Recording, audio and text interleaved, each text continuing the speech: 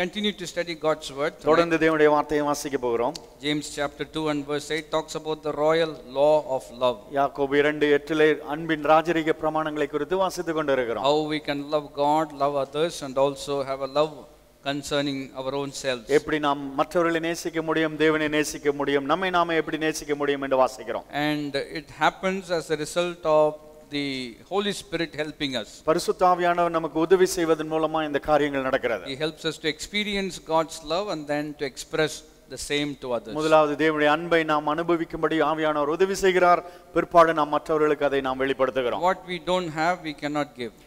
நாம் இடத்தில் இல்லாத காரியத்தை நாம் கொடுக்க முடியாது. And if you try to give what you don't have, உங்களிடத்தில் இல்லாத காரியத்தை கொடுக்க பிரயாசப்படுவீர்கள் என்றால் you will only end up acting or pretending in your life. ஒருவேளை உங்கள் வாழ்க்கையில நடிக்க தான் முடியுமே ஒழிய செயல்படுத்த முடியாது. That is why the Bible says we don't have to pretend. அதனால நடிக்க வேண்டிய அவசியம் இல்லை. Because God has filled our hearts with love through the Holy Spirit. பரிசுத்த ஆவியின் மூலமாய் தேவ அன்பினாலே தேவன் நம்மை நிறைத்திருக்கிறார். So how can we express the same love for others? அதே அன்பை நாம் மற்றவர்களுக்கு நாம் எப்படி வெளிப்படுத்த முடியும்? That is where we are looking at the fruit of the Spirit. ஆவியின் கனிகளை குறித்து தான் அந்த இடத்திலே நாம் வாசித்துக் கொண்டிருக்கிறோம். Galatians chapter 5:22 and 23.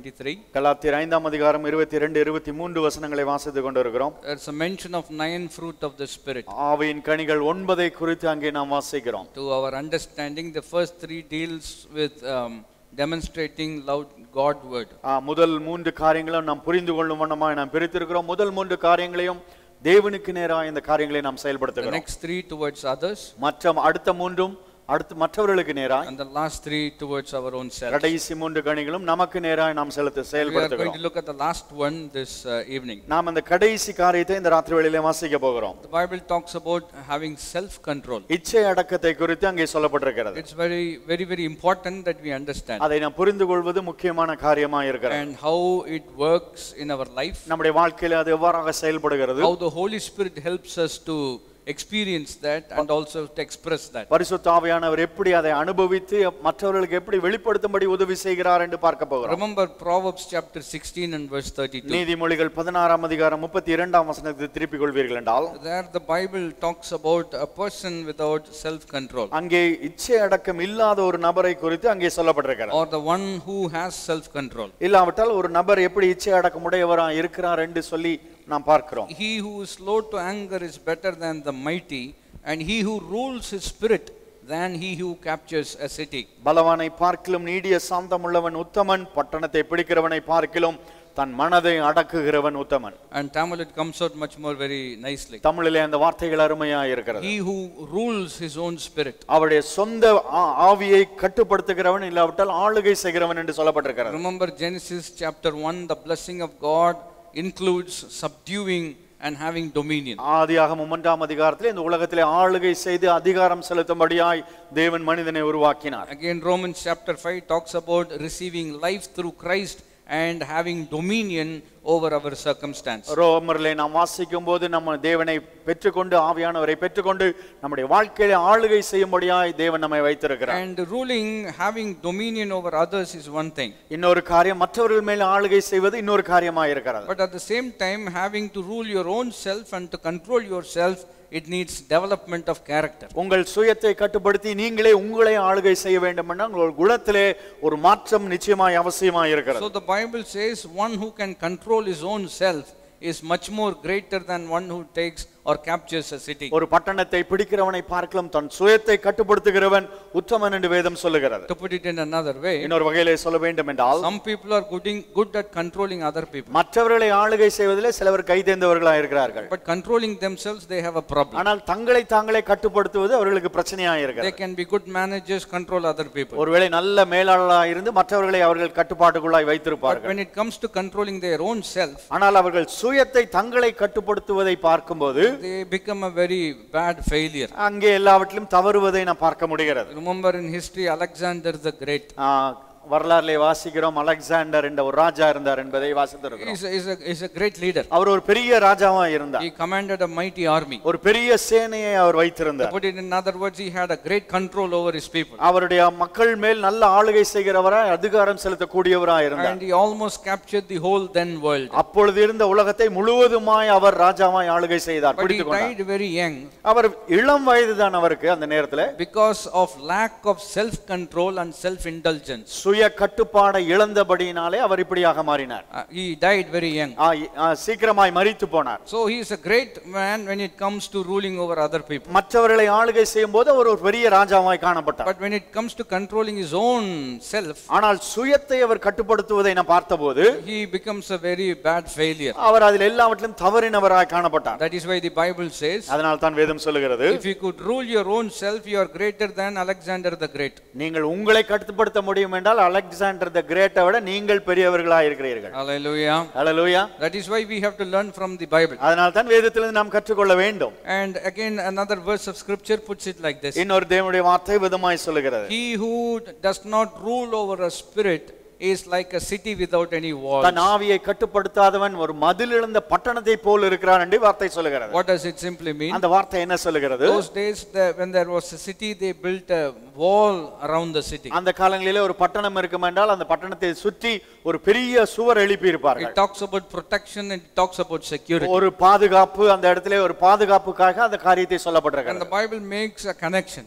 அந்த வேதம் அதிலே ஒரு காரியத்தை சொல்கிறது. If you don't rule your own spirit, உங்கள் சொந்த ஆவியை நீங்கள் ஆளுகை செய்ய முடியவில்லை என்றால், you are a person without walls. நீங்கள் அப்படி மதில் இழந்த ஒரு பட்டணம் போல இருக்கிறீர்கள். What does it mean? என்ன சொல்லுகிறது அது? Anybody can come in any time. யார் வேண்டுமென்றாலும் அந்த பட்டணத்துக்குள்ளாய் வரலாம். Anything can go from you any time. உங்களிடத்திலிருந்து என்ன வேண்டுமென்றாலும் வெளியே போகலாம். To put it in another way, there is no control whatsoever. என்ன நடந்தாலும் உங்களுக்கு கட்டுப்பாடு, உங்களால் அதை கட்டுப்படுத்த முடியவில்லை. Therefore you are a very insecure person. அதனால நீங்கள் பாதுகாப்பற்றவர்களாய் நீங்கள் காணப்படுகிறீர்கள். Lacking even the basic protection that is necessary. ஒரு அடிப்படை பாதுகாப்பு இல்லாதவர்களாய் நீங்கள் இருக்கிறீர்கள். So the Bible talks about self control as the fruit of the spirit. ஆவி இச்சை அடக்கம் என்று சொல்லும்போது அது ஒரு ஆவிக்குரிய கனியாய் நமக்கு வேதம் சொல்லுகிறது. That is why we need to keep reminding ourselves that we are talking about the fruit of the spirit. அதனால தான் ஆவியின் கனியை நாம் வாசித்துக் கொண்டிருக்கிறோம் என்பதை நாம் ஞாபகப்படுத்திக் கொள்ள வேண்டும். Which means it can only happen as the result of the Holy Spirit. அப்படி என்றால் பரிசுத்த ஆவியானவர் மூலமாக தான் அது நிச்சயமா அந்த கனி வெளிப்படும். If he is going to produce this particular fruit, அந்த கனியை ஆவியானவர் தான் நமக்குள்ளாய் உருவாக்க முடியும். then all we need to do is understand and cooperate with him. அப்படி என்றால் அவரிடத்திலே நாம் ஒத்துழைத்து ஆவியானவருடைய சொல்லுக்கு நாம் கீழ்ப்படிய வேண்டும். And when we cooperate with him,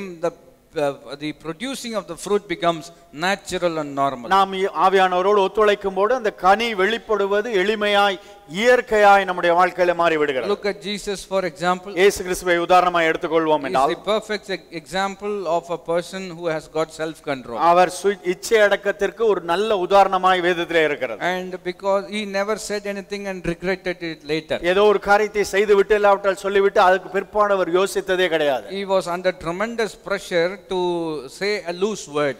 அப்படியாண்டால் வேண்டாத வார்த்தைகளை சொல்லக்கூடிய தருணங்கள் நிறைய இருந்தது. He was under pressure to say. அப்படிப்பட்ட அழுத்தத்திலும் அவர் இருந்தார். Remember, there was a particular circumstance mentioned in the Bible. வேதத்திலே ஒரு குறிப்பிட்ட இடத்திலே ஒரு காரியம் சொல்லப்பட்டிருக்கிறது. That all the Pharisees, Sadducees and all other groups came to listen to him preach. பரிசேயர் சதுசேயர் எல்லாம் வந்து இயேசு கிறிஸ்து பிரசங்கம் பண்ணுவதை கேட்டுக்கொண்டிருந்தார்கள். And the Bible says they were looking for him to say one wrong word. ஒரு தவறான வார்த்தை அவர் வாயிலிருந்து வரும் என்று எதிர்பார்த்தவர்கள் எல்லாம் காத்துக் கொண்டிருந்தார்கள். So if people come to find fault, ஒருவேளை அப்படி தவறு கண்டுபிடிக்க வேண்டும் என்று மக்கள் வரும்போது, they are better listeners than the other people. மற்றவர்களை விட அவர்கள் எல்லாம் நன்றாக கவனிப்பார்கள். How many of you understand what I am saying? சொல்வதை புரிந்து கொள்கிறீர்களா? You know, other people, they just get whatever comes and they are satisfied. மற்றவர்கள் எல்லாம் சொல்வதை கேட்டுக்கொண்டே உற்சாகம் அடைந்து செல்வார்கள். It's like proofreading. பிரிண்டிங்ல ப்ரூஃப் ரீடிங் போல இருக்கிறது. Everybody else just reads and goes along. எல்லாரும் அப்படியே மேலோட்டமாய் வாசித்து விட்டு போய் விடுவார்கள். But a person who reads to find fault, ஒரு அந்த ப்ரூஃப்ல தவறு கண்டுபிடிக்க வேண்டும் என்று வாசிக்கிற ஒரு நபர், then he listens very carefully. கவனமாய் ஒவ்வொரு வார்த்தையும் வாசிப்பார். And the same thing happens with all these people sitting in the congregation. அதே போல சபையில அமர்ந்திருக்கிறவர்களும் இருப்பார்கள். Not you. நீங்கள் அல்ல. In Jesus time, இயேசு கிறிஸ்து இருந்த காலத்திலே சொல்கிறேன், they were all sitting there with their writing pad ready to wait for him to say some kind of unnecessary word. இயேசு ஏதாவது ஒரு தவறான வார்த்தையை சொல்லுவார் என்று சொல்லி எல்லாரும் கவனமாய் கவனித்துக் கொண்டிருந்தார்கள். But they were greatly disappointed. ஆனால் அவர்கள் எல்லாரும் ஏமாந்து போனார்கள். Again they brought this lady caught in the act of adultery. இப்படி விபச்சாரத்திலே கையுமையுமாய் பிடிக்கப்பட்ட ஒரு ஸ்திரீயை கொண்டு வந்தார்கள். And they wanted to pressurize Jesus to do something. இயேசு கிறிஸ்துவின் மேல் ஒரு அழுத்தத்தை கொடுத்து அவர் ஏதாவது ஒரு தவறான காரியத்தை சொல்ல வேண்டும் என்று அவர் செய்தார்கள். Even then he demonstrated self control and also the wisdom that only God can manifest. அந்த சூழ்நிலையிலும் சுய கட்டுப்பாட்டை இச்சை அடக்கத்தை தேவன் கொண்டவராய் தேவனுடைய ஞானத்தை கொண்டு அதை வென்றவராய் அந்த இடத்துல Again there is another circumstance. இன்னொரு சூழ்நிலை கூட பார்க்கலாம். They are asking a question. ஒரு கேள்வி இது மாதிரி கேட்டார்கள். Is it right to pay taxes? வரி கட்டுவது சரியா என்று கேட்டார்கள். You know, they were all looking forward. எல்லாரும் அதை எதிர்பார்த்து நின்று Because கொண்டிருந்தார்கள். if he says no, இல்லை என்று சொன்னால் then we can label him a political traitor. இப்படி அவர் கவர்மெண்ட்டை ஏமாத்துகிறார் என்று சொல்லிவிடலாம் என்று அவர் எதிர்பார்த்தார்கள். And if he says yes, ஆம் என்று சொன்னால், you know, it's a burden to the Jewish people. யூதருக்கு அது ஒரு பெரிய பாரமாய் இருக்கிறது. Which means they can come and say, அவர்கள் விதமாய் சொல்லலாம், he doesn't care about the struggles of his own people. அவருடைய சொந்த ஜனத்தின் பிரச்சனைகளை அவர் பார்ப்பதே இல்லை. So how did Jesus respond? இயேசு கிறிஸ்து அதுக்கு என்ன பதில் சொன்னார்? He says, give me a coin. ஒரு நாணயத்தை கொடுங்கள். And so whose inscription is on the coin? அந்த நாணயத்தின் மேல யாருடைய படம் இருக்கிறது என்று கேட்டார். The conclusion is, அதுல முடிவு என்ன சொன்னார்? give to Caesar what belongs to him. ராயனுடையதை ராயனுக்கு கொடுத்து விடுங்கள். Give to God what belongs to God. தேவனுடையதை தேவனுக்கு கொடுத்து விடுங்கள். Again there is another instance where the Bible mentions it like this. இன்னொரு வார்த்தையிலே வேதம் இவ்வாறாக குறிப்பிடுகிறது. They heard that Jesus has shut their mouths of his opponents. அவர் எதிர்த்து கூறினவர்களின் வாயை அடைத்து போட்டார் என்று வார்த்தை சொல்கிறது. Hallelujah. Hallelujah. And they were all expecting him to lose control and overcome by emotion, say something and regret it later. அவர்கள் எல்லாரும் இயேசு கிறிஸ்து ஏதோ ஒரு கோபப்பட்டு ஏதோ ஒரு காரியத்தை வேண்டாததை சொல்லுவார் என்று எதிர்பார்த்து அப்படி ஒரு சூழ்நிலையை எல்லாரும் உருவாக்கி கொண்டிருந்தார்கள். Jesus was standing in front of the king Pilate. பிலாத்துக்கு முன்பாக இயேசு கிறிஸ்து நின்று கொண்டிருந்தபோது, and again false accusations were coming from every angle. தவறான குற்றச்சாட்டுகளை எல்லா பக்கங்களிலிருந்தும் எல்லாரும் சொன்னார்கள். Where he was standing there. அங்கே இயேசு கிறிஸ்து நடுவே நின்று கொண்டிருந்தார். Even the governor was astonished. அங்கே நின்ற தேசாதிபதி கூட அப்படியே யோசித்துக் கொண்டிருக்கிறார். He is asking, so many people are accusing you, why are you not responding? இவ்வளவு பேர் உண்மையில் குற்றம் சாட்டுகிறார்கள், ஒன்றுமே பதில் சொல்ல மாட்டேங்கிறாயே என்று கேட்டார். Even to that he never responded. அதற்கும் தேவன் பதில் சொல்லவில்லை. The Bible says he was astonished. அவர்கள் எல்லாரும் ஆச்சரியமாக இருந்து பட்டார்கள். Any other man, மற்ற மனுஷராக இருந்தால், they would have naturally reacted. உண்மையாகவே கோபப்பட்டிருக்கலாம், இல்ல ஏதோ ஒரு காரியத்தை செய்திருப்பார்கள். Jesus never lost control. தேவன் எப்பொழுதுமே சுய கட்டுப்பாட்டை இழக்கவே இல்லை. Hallelujah. Hallelujah. And he is our God. அவர் நம்முடைய தேவனாய் இருக்கிறார். Which means he can help you and he can help me. அப்படி என்றால் தேவன் உங்களுக்கும் எனக்கும் உதவி செய்ய வல்லவராய் இருக்கிறார். So if you note his life in the gospel, இயேசு கிறிஸ்துவின் வாழ்க்கையை சுவிசேஷங்களிலே வாசிப்பீர்கள் என்றால், his conversation and his conduct, they were always consistent with his call and his character. அவருடைய நடக்கையும் பேச்சு எல்லாமே அவருடைய குணத்தை சார்ந்து எல்லாம் சரியாக தான் இருந்தது. You know, every conversation he made, he always connected it to the call that God has put on his life. அவர் பேசின ஒவ்வொரு வார்த்தையை நீங்கள் பார்ப்பீர்கள் என்றால், தேவன் தன்னை எதற்கென்று இந்த உலகத்தில் அழைத்தாரோ அழைப்பிற்கும் அவர்கள் சொல்லுகிற வார்த்தைக்கும் ஒரு இணைப்பை நீங்கள் அங்கே பார்க்க முடியும். Let me give you an example, then we can really understand. உதாரணத்தை சொன்னால் நீங்கள் புரிந்து கொள்ளலாம். Two people come to him. ரெண்டு பேர் இயேசுவின் இடத்திலே வருகிறார்கள். They are saying, we have a dispute over the property. இப்படி எங்களுக்கு சொத்து தகராறு இருக்கிறது என்று சொன்னார்கள். We want you to solve that problem for us. நீர் அதை எங்களுக்கு சீர்படுத்தி கொடுக்க வேண்டும் என்று சொன்னார்கள். And how many of you know Jesus can solve the problem? இயேசு கிறிஸ்து அந்த பிரச்சனையை தீர்த்து வைக்க முடியும் என்று எத்தனை பேர் நம்புகிறீர்கள்? But what did he do? ஆனால் இயேசு என்ன செய்தார்? He simply said, அவர் விதமாய் சொன்னார், I did not come to settle disputes like this. இப்படி உங்களுக்குள்ள இருக்கிற சண்டையை தீர்த்து வைக்கப்படி நான் வரல. What happens if he would have settled that dispute? ஒருவேளை அந்த இட பிரச்சனையை அவர் தீர்த்து வைத்திருந்தால் என்ன நடந்திருக்கும்? You know, he would have spent the rest of his life settling disputes regarding to property. அவர் வாழ்நாள் முழுவதும் இப்படி பிரச்சனைகளை தீர்த்து வைத்து தான் வேலை செய்திருக்க வேண்டும். So he kept in control by focusing on the call of God upon his life. தேவன் தன்னை எதற்கென்று இந்த உலகத்தில் அழைத்தாரோ அந்த அழைப்புக்கு நேராய் தன்னுடைய எண்ணங்களை வைத்து அந்த காரியங்களை அவர் செயல்படுத்தினார். And that is one way of exercising self control in your life. அது உங்கள் வாழ்க்கையிலே சுய கட்டுப்பாடை கொண்டு வருவதற்கு ஒரு வழியாய் இருக்கிறது. Conversation has to be in correspondence with our call. நீங்கள் பேசுகிற வார்த்தைகள் எல்லாம் உங்களுடைய அழைப்புக்கு நேராய் ஒத்ததாய் இருப்பது அவசியமாய் இருக்கிறது. Our conduct needs to be in line with the call of God that is upon our life. நம்முடைய வாழ்க்கை நடைமுறை தேவன் நமக்கு எதற்கென்று அழைத்திருக்கிறாரோ அதற்கு ஒத்ததாய் நாம் நடந்து கொள்வது அவசியமாய் இருக்கிறது. And that is why Jesus says, you can find from the life of God that there was no regrets whatsoever. அதனால தான் இயேசு கிறிஸ்துவை வாழ்க்கையை நீங்கள் பார்க்கும்போது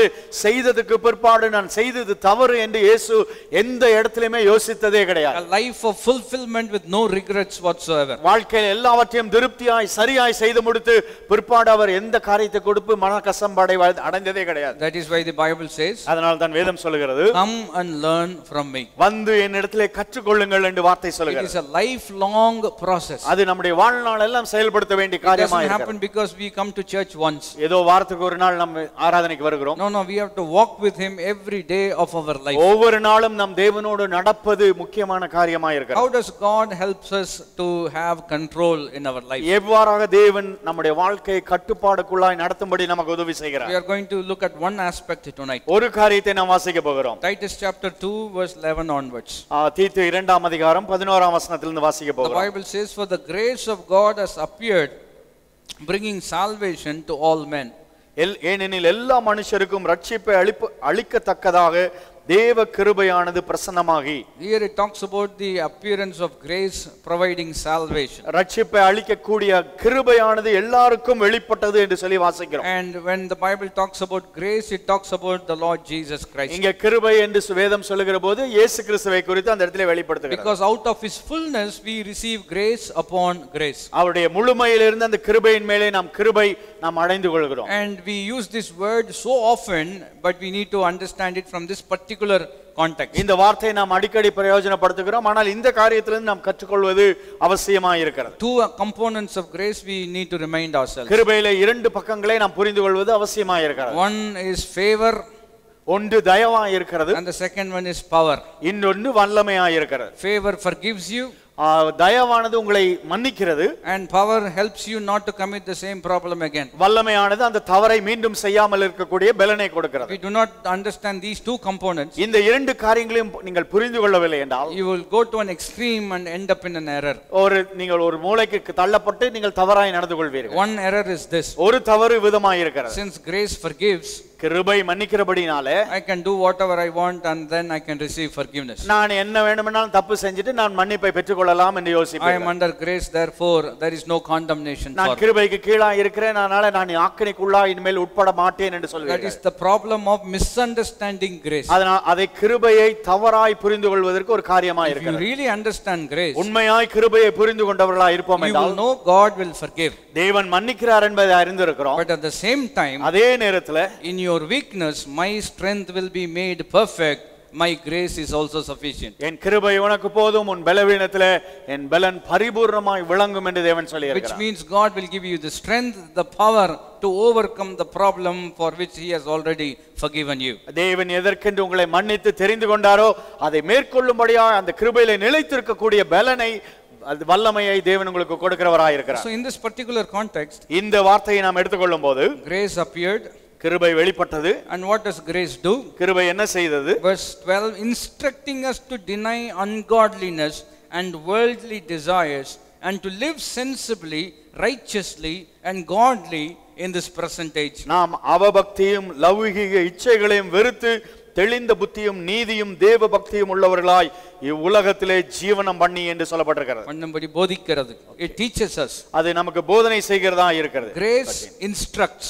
அந்த கிருபையானது நமக்கு போதிக்கிறதா இருக்கிறது. Say that word together with me. அந்த வார்த்தையை மறுபடியும் என்னோடு சேர்ந்து சொல்லுங்கள். கிருபை கிருபை போதிக்கிறது. போதிக்கிறது. You know, God grace instructs you. கிருபையானது நமக்கு போதிக்கிறதாய் காணப்படுகிறது. Instructs you to do what?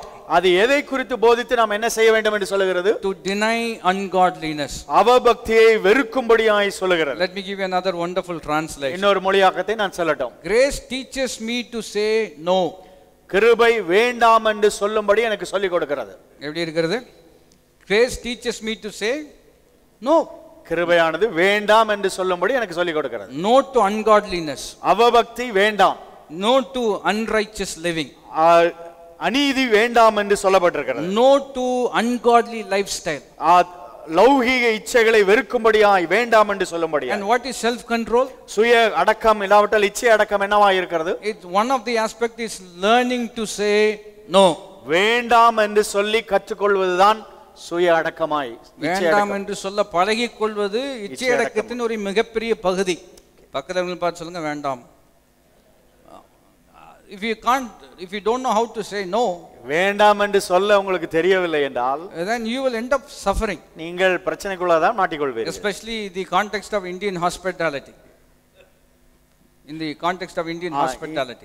இந்தியாவிலே ஒரு வீட்ல உபசரிக்கிற அந்த காரியத்தை நாம் பார்க்கும்போது, you go to their home, அவங்க வீட்டுக்கு போறீங்க, and they want you to eat well. நம்ம ஊர்ல எல்லாரும் சாப்பிட்டு போங்கன்னு சொல்லுவாங்க. And when you don't know to say no, அவங்க இடத்துல வேண்டாம் என்று சொல்ல உங்களுக்கு தெரியவில்லை என்றால், then you will end up not enjoying the meal but enduring the meal. சாப்பிடுவது உங்களுக்கு இன்பமா இருக்காது, துன்பமா மாறிவிடும். சாப்பிட வேண்டுமே என்று சொல்லி சாப்பிட்டு கொண்டு இருப்பீர்கள். So what will they do? என்ன செய்வார்கள்? எனக்காக ஒரு இட்லி அப்படின்னு குடும்பத்துல 5 பேர் சொல்லுவாங்க. You understand what I'm trying? Just for me one piece. எனக்காக ஒரு பீஸ் சாப்பிடுங்க. Until we become piece. You understand what I'm saying? நீங்க பீஸா மாறற வரைக்கும் சாப்பிட வச்சிட்டே இருப்பாங்க. And they will always say little bit, little more. இன்னும் கொஞ்சம் என்று கொடுத்து கொண்டே இருப்பார்கள். And when you look somewhere else, எங்கேயோ பார்க்கும்போது, then you come back to your focus, there is one more idli on the plate. இப்படி திரும்பி இப்படி பார்க்கிறதுக்குள்ள பிளேட்ல இன்னொரு இட்லி இருக்கும். And because they want to show love, அவர்கள் அன்பை வெளிப்படுத்தும்படி செய்கிறார்கள். But when it comes to eating, அப்படி சாப்பிடுகிற ஒரு நிலைக்கு வரும்போது, Bible says grace teaches you to say no. கிருபையானது வேண்டாம் என்று சொல்லும்படி உங்களுக்கு சொல்லிக் கொடுக்கிறது. In a graceful way. சரியான கிருபை உள்ள வழியிலே. புரிந்தால் ஆமென். அந்த கிருபையெல்லாம் எங்களுக்கு இல்லைங்க, எவ்வளவு கொடுத்தாலும். You understand what I'm saying? சொல்வதை புரிந்து கொள்கிறீர்கள் நம்புகிறேன். The Bible says grace teaches you to say no. கிருபையானது வேண்டாம் என்று சொல்லும்படி உங்களுக்கு பழக்க வைக்கிறது. And that is part of having self control. அது இச்சையடக்கத்தின் ஒரு பகுதியாக இருக்கிறது. And the Bible says it instructs, that's the key. அது சொல்லி கொடுக்கிறது என்பதுதான் திறவுகோலான வார்த்தை. Let me give you another word for this particular verse of scripture. இந்த தேவ வார்த்தைக்கு இன்னொரு வார்த்தை நான் சொல்லட்டும். The Bible says grace teaches and trains us to reject that which is ungodly. தேவ அவபக்திக்கான காரியங்களை வேண்டாம் என்று வெறுத்து தள்ளும்படியாய் கிருபை நமக்கு உதவி செய்கிறது. It teaches and then it trains you. கிருபையானது முதல்ல நமக்கு சொல்லிக் கொடுக்கிறது, பிற்பாடு அது வேண்டாம் என்று வெறுக்கும்படியாய் உதவி செய்கிறது.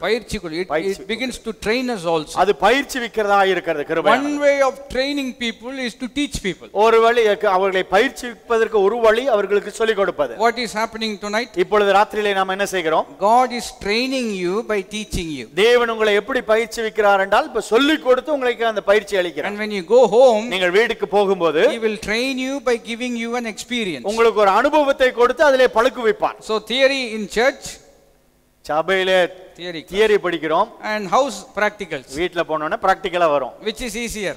எது எளிமையா இருக்கிறது? தியரி தான். தியரி தான் எளிமை. This is very easy. கேட்பது ரொம்ப சுலபமான காரியம். All you need to do is say amen when I ask you to say amen. ஆமென் சொன்னா ஆமென் சொன்னா போதும். ஆனா வீட்ல பண்ணி நீ எல்லாம் ஒரு ஆம்பளையான்னு கேட்பாங்க. You understand what I am saying?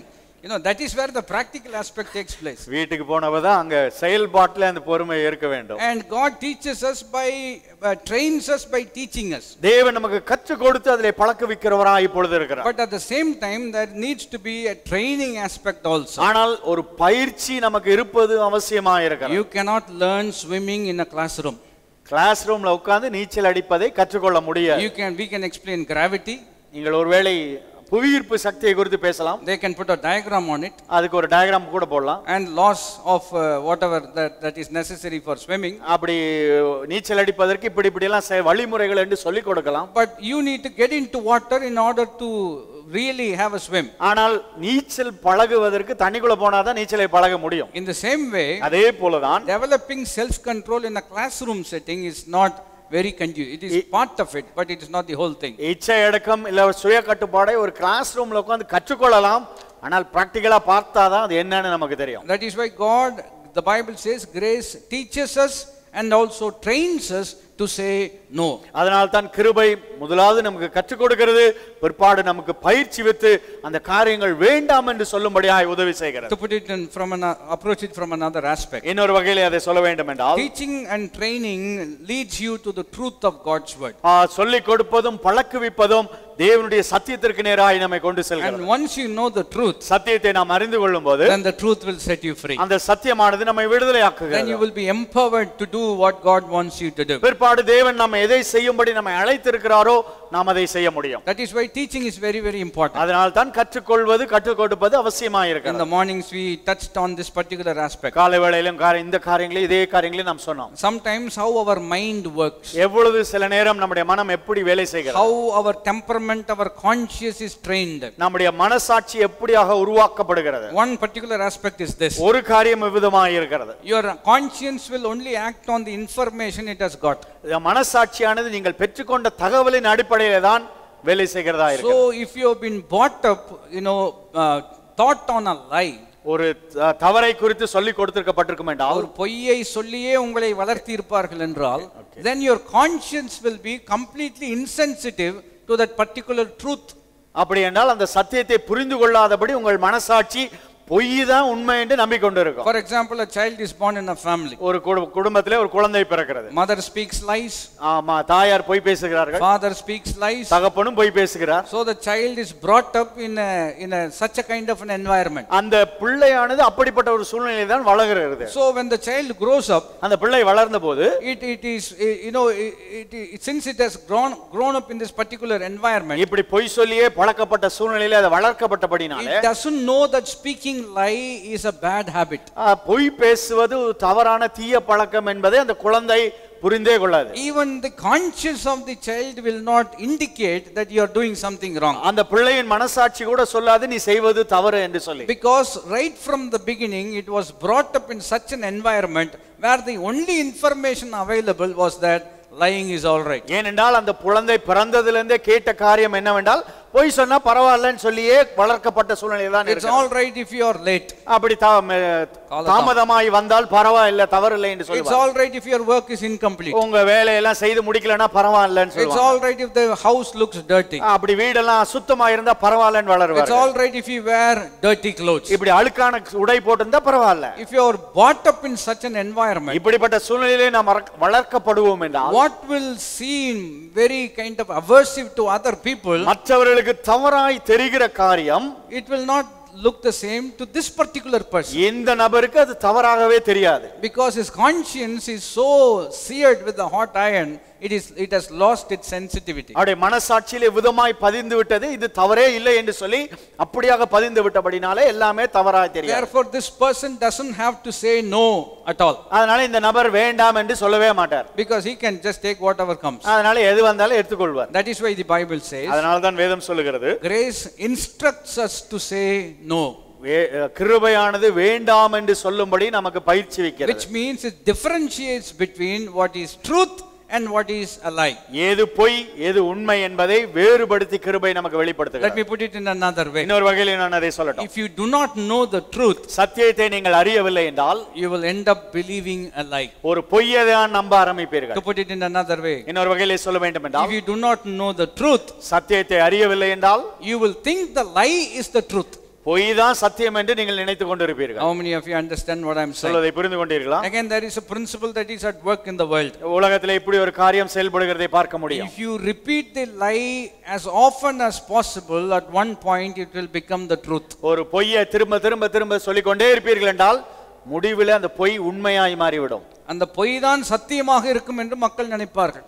It will end up like that. அது முடிவு அப்படிதான், அதுதான் உண்மை என்று எல்லாரும் எடுத்துக்கொள்வார்கள். Everybody says the same thing. எல்லாரும் இப்படி தான் சொல்றாங்க. But then what is the conclusion? அப்படி என்றால் முடிவு என்னவா இருக்கும்? If everybody says that, எல்லாரும் இப்படி சொல்வார்கள் என்றால் then it must be the truth. அதுதான் உண்மையா இருக்க வேண்டும். But the Bible says, ஆனால் வேதம் சொல்லுகிறது, I am the way, the truth and the life. நானே வழியும் சத்தியமும் ஜீவனுமாய் இருக்கிறேன். It doesn't go by majority. ஏதோ மெஜாரிட்டி இப்படி சொல்கிறார்கள் என்று அப்படி வேதம் எடுத்துக்கொள்வதில்லை. Again, how can I differentiate? எப்படி நான் அதை வேறுபடுத்த முடியும்? That is why the Bible says, வேதம் இவ்வாறாக சொல்லுகிறது, grace will teach you, it will instruct you, it will train you to make the right decision. கிருபையானது உங்களுக்கு கொடுத்து பயிற்சி வித்து சரியான முடிவு எடுக்கும்படி கிருபை உதவி செய்கிறது. Oh, practically how does it work? எப்படி செயல்முறையிலே அந்த காரியம் வேலை செய்கிறது? 1 Corinthians chapter 9 and verse 27. 1 கொரிந்தியர் 9ஆம் அதிகாரம் 27ஆம் வசனத்துக்கு திருப்பிக் கொள்ளுங்கள். Especially in the context of living a self-controlled life when it comes to our physical bodies. ஒரு சுய கட்டுப்பாடுள்ள வாழ்க்கை நம்முடைய சரீர பிரகாரமாய் வாழ வேண்டும் என்றால் அது எவ்வாறாக இருக்கிறது என்று வாசிக்க போகிறோம். So Paul says in 1 Corinthians 9:27, 1 கொரிந்தியர் 9ஆம் அதிகாரம் 27ஆம் வசனத்தை வாசிப்போம் என்றால், he says, I buffet my body and make it my slave, என் சரீரத்தை ஒடுக்கி கீழ்ப்படுத்துகிறேன் என்று சொல்கிறார். lest possibly after I have preached to others I myself should be disqualified.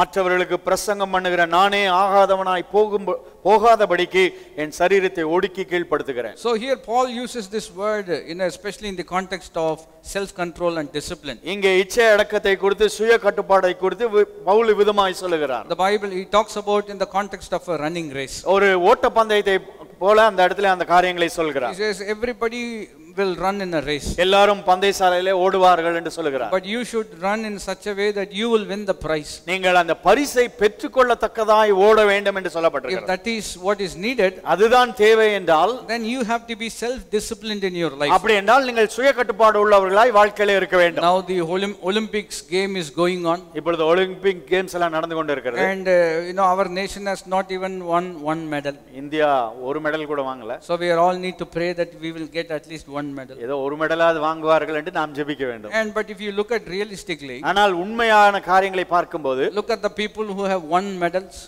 அந்த மெடலை வாங்கினவர்களை நாம் பார்க்கப்போறோம் என்றால், they started training even before the previous Olympics started. இதற்கு முன்பான Olympics நடப்பதற்கு முன்பாகவே அவர்கள் பயிற்சி எல்லாம் ஆரம்பித்து விட்டார்கள். They have been constantly training all the time. தொடர்ந்து இவ்வளவு வருஷம் அந்த பயிற்சியில ஈடுபட்டு கொண்டிருக்கிறார்கள். And since they have been training for so long, இவ்வளவு வருஷமா இந்த பயிற்சியை எடுத்தபடினாலே, then when the event takes place, அந்த பந்தயம் அங்க நடக்கிற காலத்துல they are in a fit position to give their maximum. அவர்கள் தகுதி உள்ளவர்களா அந்த இடத்துல ஜெயிக்க கூடியவர்களா அந்த இடத்துல இருக்கிறார்கள். They showed the picture of a swimmer. ஒரு நீச்சல் வீரரை குறித்து அங்கே In this காண்பித்தார்கள். particular Olympics. இந்த ஒலிம்பிக்ல அதை காண்பித்தார்கள். And he had a pouch. Sorry. நல்ல தொந்தி இருக்கு அவருக்கு. ஒரு தொப்பை, அவருக்கு நல்ல தொப்பை இருந்தது. And he said every swimmer, if you look at them, they will have very good shaped bodies. அந்த நீச்சல் வீரர்கள் எல்லாத்தையும் பாத்தீங்களா, சரீரத்தை ஒடுக்கி கட்டுப்பாடுக்குள்ள வைத்திருப்பார்கள். நல்ல கட்டுக்கோப்பா இருக்காங்க. But in that line of swimmers, this guy was standing. ஆனால் அதுல நிற்பவர்கள் எல்லாத்துலயும் ஒரே ஒரு ஆள் தொப்பை வைத்துக் கொண்டு நின்று கொண்டார். நமக்கு கொஞ்சம் ஆறுதலா இருந்தாலும் அவர் ஜெயிக்கணுமே. You understand what I'm saying? He was standing there. அவரும் அங்கே சேர்ந்து நின்று கொண்டிருந்தார். And he was 50 seconds late than the person who came first. முதல் வந்த நபரை விட 50 நொடிகள் தாமதமாய் பின்பாய் அவர் வந்தார். What is the reason? அதுல காரணம் என்னவா இருக்கிறது? He was not fit enough. அவருடைய சரீரம் அவ்வளவு தகுதி வாய்ந்ததா இல்லை. Because he was not working out properly. ஏனென்றால் அவர் சரியாய் பயிற்சி எடுத்திருக்க I மாட்டார். was reading about another guy. இன்னொரு நபரை குறித்து வாசித்தேன். And he's been training for many years. He's from England. He got many medals. England தேசத்தில் அநேக வருஷமாய் அவர் பயிற்சி எடுத்தவராய் நிறைய ஒலிம்பிக்ல நிறைய ஜெயித்திருக்கிறார். And he even trains on the Christmas day. Christmas அன்னைக்கு கூட அந்த பயிற்சிக்கு அவர் சென்றிருக்கிறார். So they asked him, why do you want to train on a Christmas day? ஏன் கிறிஸ்மஸ் அன்னைக்கு கூட இந்த பயிற்சிக்கு வந்திருக்கிறீர்கள்? Because he said, I know all my opponents will not be training on this day. ஏனென்றால் எனக்கு எதிர்த்து என்னோட போராடுகிறவர்கள் இன்னைக்கு பயிற்சிக்கு வர மாட்டாங்கன்னு தெரியும்னு கேட்டார். That is why I am training even today. அதனால தான் கிறிஸ்மஸ் அன்னைக்கு கூட பயிற்சி எடுக்கும்படியா. That is why he was able to be victorious in the events. அதனால எல்லா இதிலயும் ஜெயிக்கும்படி அவர் நன்றாக பயிற்சி எடுத்தார். So Paul says in that particular context, Pavul அவ்விதமா இந்த காரியங்களை சொல்கிறார். everybody will be running. எல்லாரும் ஓடுவார்கள். Some people will run because they'll have a free t-shirt.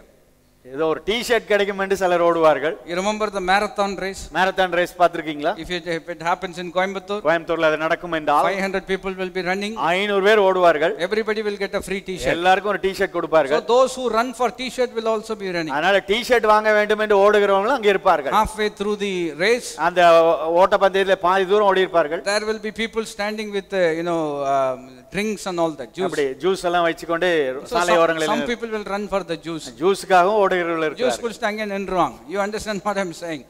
But only one or two will run till the end. ஆனால் ஒருவரோ இரண்டு பேர் மட்டும்தான் முடிவு வரைக்கும் ஓடுவார்கள். They are not running for the t-shirt. அவர்கள் டி-ஷர்ட்டுக்காக ஓடுகிறவர்கள் அல்ல. Not running for the juice. இல்ல ஜூஸ்க்காக ஓட மாட்டார்கள். They want to win. அவர்கள் ஜெயிக்கும்படி ஓடுவார்கள். Many people will come to church. நிறைய பேர் சபைக்கு வருவார்கள். You understand? புரிந்து கொள்கிறீர்களா? Some people will come to church to look at if there is any available proposal. பொண்ணு மாப்பிள்ளை பார்க்கிறதுக்கு சிலர் சர்ச் சபைக்கு சர்ச்சில் வருவார்கள். பார்க்கவே கூடாது. இங்க எல்லாருமே தேவதூதர்கள் மாதிரி தான் இருப்பாங்க.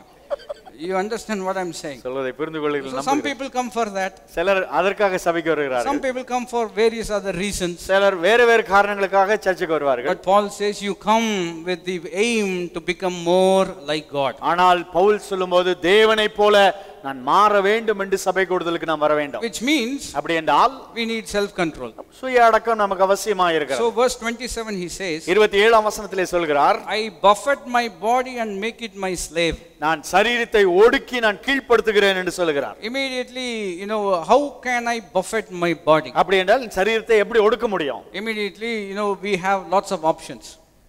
Lots of options. நிறைய காரணங்கள் இல்ல வழிமுறைகளை இதுக்கு சொல்வார்கள். In the world, உலகத்துல they have yoga to buffet your body. உங்கள் சரீரத்தை ஒடுக்குவதற்கு யோகா என்று சொல்வார்கள். And they said you can follow these exercises. இந்த எக்சர்சைஸ் எல்லாம் செஞ்சீங்கன்னா, do these diets, இந்த டயட்லாம் கண்ட்ரோல் பண்ணலாம். Then you have a control over your body. உங்கள் சரீரத்தை அப்படியே கட்டுப்படுத்தலாம் என்று சொல்வார்கள். So what was Paul following? அப்படி என்றால் பவுல் எதை கடைபிடித்தார்? யோகாவா? Are you following what I'm saying? சொல்வதை புரிந்து கொள்கிறீர்களா? Is he following some kind of special diet? ஏதோ டயட் கண்ட்ரோல் வைத்திருந்தாரா? That is how he was able to control his body? அப்படிதான் சரீரத்தை ஒடுக்கினாரா? Or what was the thing that he was following and what is he talking about? எதை அவர் கட்டுப்பாடு கடைபிடித்தார், எப்படி சரீரத்தை கட்டுப்படுத்தினார்? I buffet my body, he says. என் சரீரத்தை ஒடுக்குகிறேன் என்று சொல்கிறார். In the world, as I told you, there is what is called asceticism. உலகத்திலே துறவரம். Okay. They follow severe, strict kind of discipline to control their bodies. தங்கள் சரீரத்தை கட்டுக்குள்ளாய் வைத்திருக்கும்படி சில காரியங்களை ஒடுக்கி ரொம்ப அதுக்குள்ளாக இருப்பார்கள். They use mind power. அவங்க மனதை பிரயோஜனப்படுத்துவார்கள். Will power. தங்கள் சுய மனசாட்சியை உபயோகப்படுத்துவார்கள். And to an extent they are able to achieve what their goal was. ஒரு கட்டம் வரைக்கும் அவர்கள் செய்கிறதை சரியாய் செய்வார்கள். And this is called behavior modification. அவர்கள் நடவடிக்கைகளை கட்டுப்படுத்துவதாக இருக்கிறது. And we need to make a differentiation. நாம் அதிலே ஒரு வேறுபாடையும் நாம் பார்ப்பது அவசியமாக இருக்கிறது. That is why we said it from the Bible, grace teaches us. அதனால தான் நான் சொன்னேன், வேதத்திலிருந்து கிருபை நமக்கு கற்றுக் கொடுக்கிறது என்று சொல்லுங்கள். எது கற்றுக் கொடுக்கிறது? கிருபை.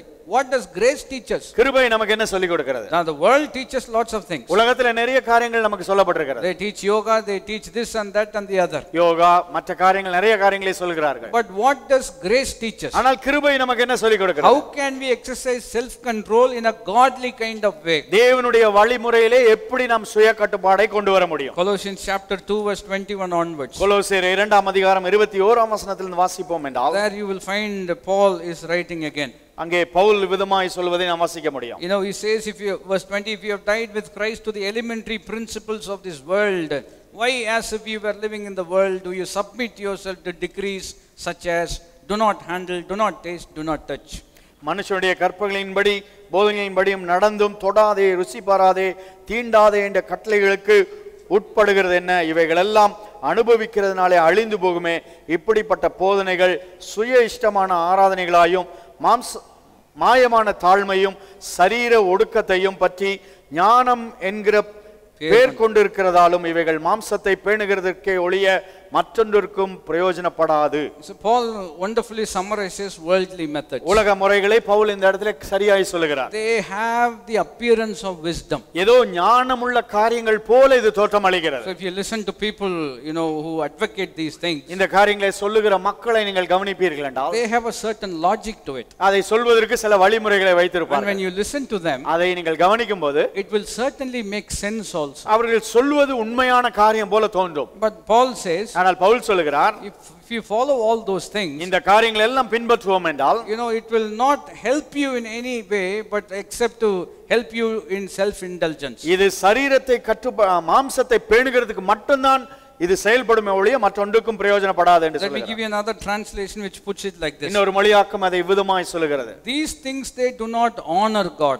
இந்த காரியங்கள் எல்லாம் தேவனுக்கு மகிமையை கொண்டு வராது. It only kind of makes it conducive for your own fleshly indulgence. உங்கள் மாம்ச காரியங்களுக்கு பிரயோஜனப்படும்படியாக தான் இது செயல்படுகிறது. Let me explain, then we will be able to appreciate. அதை நான் விரிவாய் சொன்னால் நீங்கள் புரிந்து கொள்ளலாம். See, doing things for God should be done in a godly way. தேவனுக்கு இந்த காரியங்களை செய்ய வேண்டும் என்றால் தேவனுடைய வழிமுறைகளில் தான் செய்ய முடியும். If you want to exercise self control, உங்கள் சுய கட்டுப்பாடை இச்சை அடக்கத்தை கொண்டு வர வேண்டும் என்றால் the world has certain procedures. உலகத்திலே சில வழிமுறைகள் இருக்கிறது. You may follow the world's procedures, ஒருவேளை உலக முறைகளை நீங்கள் கடைபிடிக்கலாம், and to an extent you can be successful. ஒரு கட்டம் வரைக்கும் நீங்கள் அதிலே நீங்கள் ஜெயிக்க முடியும். But God is only honored when you follow godly ways. தேவனுடைய வழிகளை நீங்கள் பின்பற்றும் போதுதான் தேவனுடைய நாமம் மகிமைப்படும். How many of you understand what I'm saying? சொல்வதை புரிந்து கொண்டீர்களா? Let me change the context, then you will be able to appreciate அந்த that. காரியத்தை மாற்றி சொன்னால் புரிந்து கொள்ளலாம். Making money. பணம் சம்பாதிப்பது. World has lots of ways. உலகத்துல நிறைய வழிகள் இருக்கிறது. And you can follow those ways. நீங்கள் அந்த வழிகளை பின்பற்றலாம். And you can make as much as possible. எவ்வளவு பணம் சம்பாதிக்க முடியுமோ உங்களால் சம்பாதிக்க முடியும். But when it comes to God, ஆனால் தேவனுக்கு இடத்துல நீங்கள் தேவனுடைய வழிக்கு வரும்போது He says do it in a godly way. தேவனுக்கு பிரியமான வழியிலே செய்யுங்கள் என்று வேதம் சொல்கிறது. So what kind of money will honor God? அப்படி என்றால் எப்படிப்பட்ட பணம் தேவனுக்கு மகிமையை கொண்டு வரும்? It's not getting through the world's ways. உலகத்தின் வழிமுறைகள் மூலமாய் சம்பாதிக்கிறதல்ல. But it is doing God's way that will bring glory to God. தேவனுடைய வழியை பின்பற்றும்போது தேவனுக்கு மகிமையை கொண்டு வரும். We are reading a particular verse of scripture. ஒரு வார்த்தையை இதை வாசித்துக் கொண்டிருக்கிறோம். Before we take up the offering every Sunday. ஒவ்வொரு நாள் காணிக்கை எடுப்பதற்கு முன்பாக அந்த வார்த்தையை வாசிக்கிறோம். What is that verse of scripture? அந்த வார்த்தை என்னவா இருக்கிறது? Deuteronomy 8:18. உபாகமம் 8:18. And what does the Bible say? வேதம் என்ன சொல்கிறது? It is God who gives you the power to make wealth. ஐஸ்வரியத்தை சம்பாதிக்க கூடிய பலனை நமக்கு தேவன் கொடுக்கிறார் என்று சொல்லப்படுகிறது. What does it mean? அப்படி என்றால் அந்த வார்த்தை என்ன சொல்கிறது? It is God who gives you the idea. அது தேவன் தான் உங்களுக்கு அந்த ஞானத்தை கொடுக்கிறார். It is God who gives you the strategy to do it. எப்படி செய்ய வேண்டும் என்ற வழிமுறையை தேவன் தான் உங்களுக்கு கொடுக்கிறார். It is God who keeps his eye upon you and counsels you in the way in which you need to go. அவருடைய கண்களை உங்கள் மேல் வைத்து உங்களுக்கு ஆலோசனை கொடுத்து நடக்க வேண்டிய வழியை காட்டுகிறவரும் அவராய் இருக்கிறார். When you do it in his way, அவருடைய வழியிலே நீங்கள் செய்யும்போது then whatever you accomplish will bring glory and honor to God. நீங்கள் செய்து முடிக்கிற எல்லா காரியங்களும் கனத்தையும் மகிமையும் தேவனுக்கு கொண்டு வருகிறதா இருக்கிறது. Hallelujah. Hallelujah. Let me give you another example. இன்னொரு உதாரணத்தை நான் சொல்லட்டும். Why this is very important. ஏன் இது இவ்வளவு முக்கியம் வாய்ந்தது? Remember one person comes to Peter. ஒரு நபர் பேதுருவிடத்தில் வருகிறார். He says, I want you to give me this gift. இந்த வரத்தை எனக்கு நீங்க தர வேண்டும் என்று பேதுருவை பார்த்து கேட்கிறார். Whoever I lay my hands on, யார் மேலலாம் நான் கை வைக்கிறேனோ they should receive the Holy Spirit. பரிசுத்த ஆவியை அவர்கள் பெற்றுக்கொள்ள வேண்டும். How many of you think that is a good desire? அது நல்ல எண்ணம் இல்லாவிட்டால் நல்ல ஓக்கம் என்று எத்தனை பேர் நினைக்கிறீர்கள்? Whomever I keep my hand upon, they should receive the Holy Spirit. யார் மேலலாம் நான் கை வைக்கிறேனோ எல்லாரும் பரிசுத்த ஆவியை பெற்றுக்கொள்ள வேண்டும். Good desire. நல்ல எண்ணமாய் நோக்கமாய் இருக்கிறது. But the way he did it was very very bad. ஆனால் அவர் செயல்படுத்தின வழிதான் தவறாய் இருக்கிறது. What did he do? அவர் என்ன செய்தார் அந்த நபர்? How much do you want for me to receive this gift? இந்த வரத்தை நான் பெற்றுக்கொள்வதற்கு பேதுருவே உமக்கு எவ்வளவு பணம் வேண்டும் என்று கேட்டார். Remember, everything that comes from God, எல்லாம் தேவனிடத்தில் வருகிறது என்பதை நீங்கள் ஞாபகம் வைத்துக் கொள்ள வேண்டும். how it comes from God is this. எவ்வாறாக தேவனிடத்தில் வருகிறது என்றால் இவ்விதமாக தான் வருகிறது. By grace, கிருபையினாலே, அத மேல போட்டு வச்சிருக்கோம். By grace through faith. விசுவாசத்தை கொண்டு. மறுபடியும் சொல்லுங்கள், கிருபையினாலே, விசுவாசத்தை கொண்டு. விசுவாசத்தை. Not by brokerage, ஏதோ நடுவுல புரோக்கர் வைத்தல்ல, not by commission, ஏதோ கமிஷன் வாங்குனதனால not by negotiation, ஏதோ பேச்சுவார்த்தையினால அல்ல, not by you standing on your head or fasting for so long, இல்லாவிட்டால் தலைகீழ நிக்கறதுனால அல்ல, ஃபாஸ்டிங் பண்றதுனால அல்ல, not by recommendation by dear brother from another place, இல்லாவிட்டால் யாரோ ஒரு பிரதர் உங்களுக்காக ரெக்கமெண்ட் பண்றதுனால அல்ல. no, it comes by grace through faith. விசுவாசத்தினாலே கிருபையை கொண்டு தான் நாம் பெற்றுக்கொள்ள முடியும். Whatever comes by grace through faith will always end up glorifying God. கிருபையினாலே விசுவாசத்தை கொண்டு எதெல்லாம் வருகிறதோ எல்லாம் தேவனுடைய நாமத்திற்கு மகிமையாக தான் செயல்படும். Hallelujah. Hallelujah. Self control also works in the same way. இச்சை அடக்கமும் அவ்விதமாக தான் வேலை செய்கிறது. By grace, கிருபையினாலே, through faith. விசுவாசத்தை கொண்டு. By yoga, through diet. No, it doesn't work like that. By grace, யோகாவை கொண்டு டயட் மூலமா என்று வேலை செய்யாது. கிருபையினாலே, by grace, கிருபையினாலே, through faith. விசுவாசத்தை கொண்டு தான் வேலை செய்கிறது. How many of you understand what I am saying? சொல்வதை புரிந்து கொண்டீர்களா? How can you come early in the morning? எப்படி காலை ஆராதனைக்கு உங்களால் வர முடியும்? நான் ரொம்ப டிசிப்ளின்ங்க, நாளைக்கு தூங்கிடுவீங்க. You understand what I am saying? By grace, கிருபையினாலே, through faith. விசுவாசத்தை கொண்டு தான் செயல்பட முடியும். And when you think that you are standing, நீங்கள் நிற்கிறேன் என்று நீங்கள் யோசிக்கும்போது, Paul says take care or else you will fall. விழாதபடிக்கு எச்சரிக்கையாக இருக்க கடவன் என்று பவுல் Because சொல்றார். it is not your strength. ஏனென்றால் அது உங்களுடைய பலன் அல்ல. It is God's grace. தேவனுடைய கிருபையாக இருக்கிறது. What happens if you follow worldly methods? உலக வழிமுறைகளை கடைபிடிப்பீர்கள் என்றால் என்ன நடக்கிறது? To an extent you will be able to exercise self control. ஒரு கட்டம் வரைக்கும் சுய கட்டுப்பாடை நீங்கள் கொண்டு வர முடியும். Then what will happen is this. என்ன நடக்கும் என்றால் When you break that point அந்த கட்டத்தை நீங்கள் தாண்டும் போது and when you revert back to your old practice, உங்கள் பழைய வழிமுறைகளுக்கு நீங்கள் கடந்து வருவீர்கள் என்றால் you will end up in a very bad position. ரொம்ப தவறான கேடு உள்ள சூழ்நிலைக்கு போய் விடுவீர்கள். Let me illustrate, then you will be able to understand. உதாரணப்படுத்தினால் புரிந்து கொள்ளலாம். I am not going to eat this particular thing. இந்த காரியத்தை நான் இனிமேல் சாப்பிடவே மாட்டேன். Then you control, use your own will power to control it. உங்கள் சொந்த முயற்சினாலே கட்டுப்பாடை அதை கட்டுப்படுத்துகிறீர்கள். After some time, கொஞ்ச நாள் கழித்து if you end up eating what you didn't want to eat, சாப்பிட மாட்டேன் என்று சொன்னதை சாப்பிடுவோம் என்றால் then you will end up overeating, compensating for all the days you did not eat. இவ்வளவு நாள் சாப்பிடாத நாளைக்கு சேர்த்து அன்னைக்கு உட்கார்ந்து சாப்பிட்டு கொண்டு இருப்போம். A person who says I am not going to drink, நான் இனிமேல் குடிக்கவே மாட்டேன் என்று ஒருவர் சொல்வார். and using his willpower he doesn't drink for 3 days. சொந்த பலத்தினாலே 3 நாளைக்கு குடிக்காம இருப்பார். Then when he starts drinking again, மறுபடியும் குடிக்க ஆரம்பித்து விட்டால் 3 நாளுக்கு 6 நாளுக்கு சேர்த்து என்ன செஞ்சிருவார். It's called binge drinking. Binge, அதுக்கு பேரு அதுதான், binge drinking or binge eating. That's what happens when people fast also. Fasting பண்ணும்போது அப்படிதான் நடக்கிறது. I'm going to fast from 9 to 4. காலையில 9 மணில 4 மணி வரைக்கும் ஃபாஸ்டிங் என்று சொல்வார்கள். 8 முக்கால் சாப்பிட்டு இருப்பாங்க. வேற ஒண்ணு you understand. So they will, no, I'm going to fast and pray. நான் அப்படி உபவாசித்து ஜெபிக்க போகிறேன் என்று சொல்வார்கள். So inside they are all building up for 4 o'clock. அப்படி 4 மணிக்காக காத்து கொண்டு இருப்பார்கள். They are not talking to God. தேவனிடத்தில் பேசுவதா இல்லை. Even if they talk to God, அப்படி தேவனிடத்தில் பேசிக் கொண்டிருந்தாலும் they end up talking to God about food. சாப்பாடை பத்தி தான் பேசிட்டு இருப்பாங்க. Because inside it's more I am going to do it. நான் செய்ய போகிறேன் என்ற அந்த சுய பலத்திலே தான் நிற்பார்கள். And when 4 o'clock comes, 4 மணி ஆன உடனே they will eat for the whole day and also the next day. அந்த முழு நாள் சாப்பிட வேண்டிய சாப்பிட ஒரு 4 மணிக்கே சாப்பிட்டு அடுத்த நாளைக்கு சேர்த்து சாப்பிட்டுட்டு இருப்பாங்க.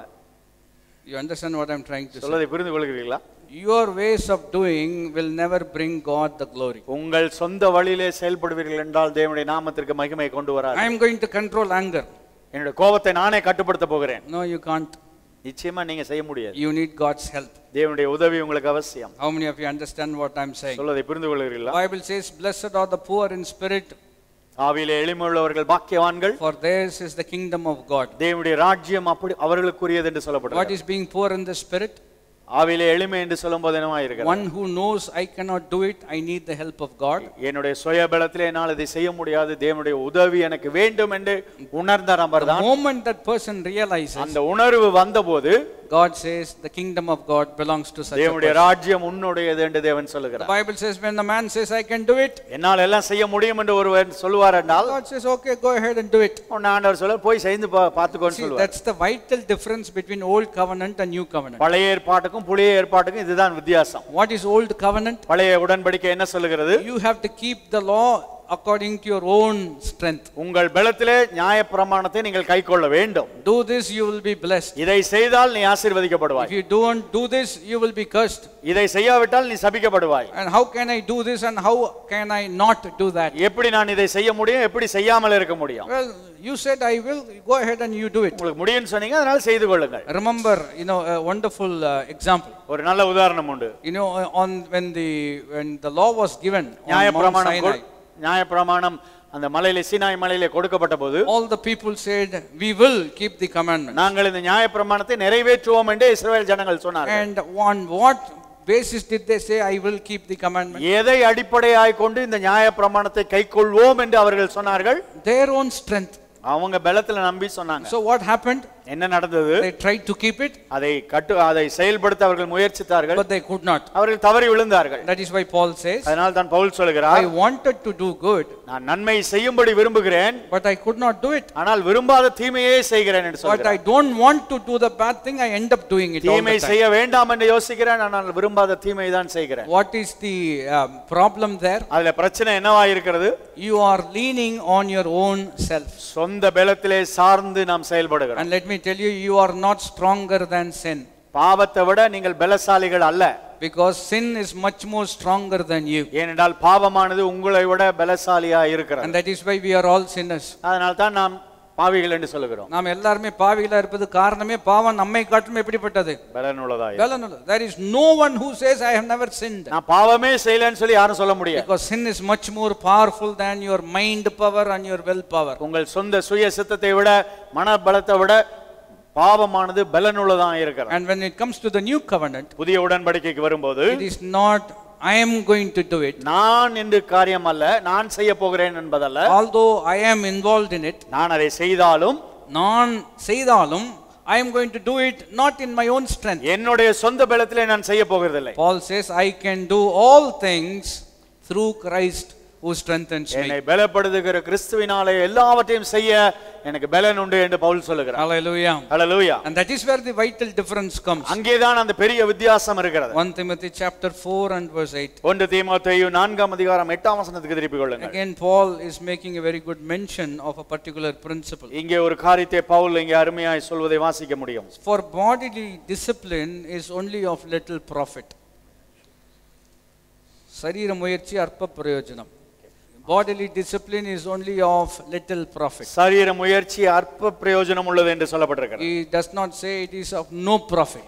எதுமே அதுல எந்த பிரயோஜனமுமே இல்லை என்று சொல்லவில்லை. No, it has got some profit. அதுல ஏதோ பிரயோஜனம் இருக்கிறது. But it is not the whole thing. அதுதான் முழுமை என்று சொல்ல முடியாது. But what is more important? ஆனால் எது முக்கியம் வாய்ந்ததா இருக்கிறது? But godliness is profitable for all things, since it holds a promise for the present life and also for the life to come. இந்த தேவ பக்தியானது இந்த ஜீவனுக்கும் இதற்கு பின்வரும் ஜீவனுக்கும் வாக்குத்தத்தம் உள்ளதாகையால் எல்லாவற்றிலும் பிரயோஜனம் உள்ளது என்று சொல்லுகிறார். So what does the world say? உலகம் என்ன சொல்லுகிறது? If you want to exercise self control, சுய கட்டுப்பாடை நீங்கள் கடைபிடிக்க வேண்டும் என்றால் bodily discipline. தேவ பக்தி நமக்கு அவசியம். No, bodily discipline. சரீர முயற்சி அவசியம். That is what the world teaches you. உலகம் அவ்விதமாக தான் சொல்லிக் கொடுக்கிறது. So you follow the world, உலகத்தை பின்பற்றுவோம் என்றால் after a certain extent you cannot follow it. ஒரு கட்டத்துக்கு மேலாக நீங்கள் செயல்பட முடியாது. That is why Paul says, அதனால தான் பவுல் சொல்கிறார், godliness is profitable both for now and also forever. தேவ பக்தியானது இப்பொழுதுள்ள ஜீவனுக்கும் பின்வரும் ஜீவனுக்கும் பிரயோஜனம் உள்ளதா இருக்கிறது என்று சொல்லுகிறார். What is godliness? தேவ பக்தி என்று சொல்லும்போது என்னவா இருக்கிறது? If I state the opposite, then we will be able to understand what it is. அதற்கு எதிர்மறை நான் சொன்னது என்றால் நீங்கள் புரிந்து கொள்ளலாம். The opposite of godliness is godlessness. தேவ பக்திக்கு எதிர்மறை தேவன் இல்லாமையா இருக்கிறது. தெய்வீகம் இல்லாமல் இருப்பதுதான் அந்த அவபக்தின்னு சொல்றது. Godlessness. Godliness is being full of God. தேவ பக்தி என்று சொல்லும்போது தேவனால் நிறைந்தவர்களா இருக்கிறோம். Let me say it again. நான் இதை மறுபடியும் சொல்லுகிறேன். Godliness is being full of God.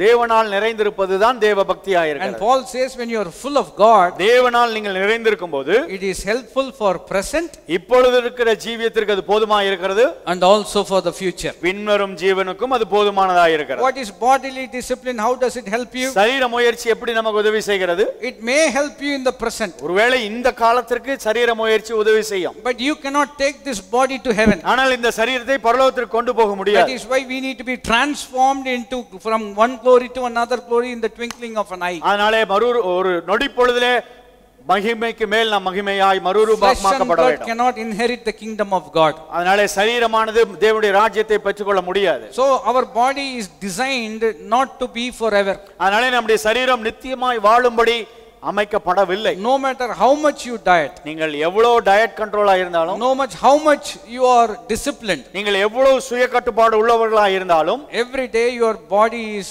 going towards the grave. ஒவ்வொரு நாளும் உங்கள் சரீரம் மரித்துக் கொண்டே இருப்பதை நீங்கள் பார்க்க முடிகிறது. How many of you understand what I am saying? சொல்வதை புரிந்து கொள்கிறீர்களா? It has got some profit if you maintain it properly. ஒருவேளை நீங்கள் சரீரத்தை சரியாய் பேணுவீர்கள் என்றால் அதில் கொஞ்சம் பிரயோஜனம் இருக்கிறது. Even if you do that, அப்படி நீங்கள் செய்தாலும், it is not designed for you to have your body permanently. அந்த சரீரத்தை நித்தியமாய் கொண்டு நீங்கள் வாழ முடியாது.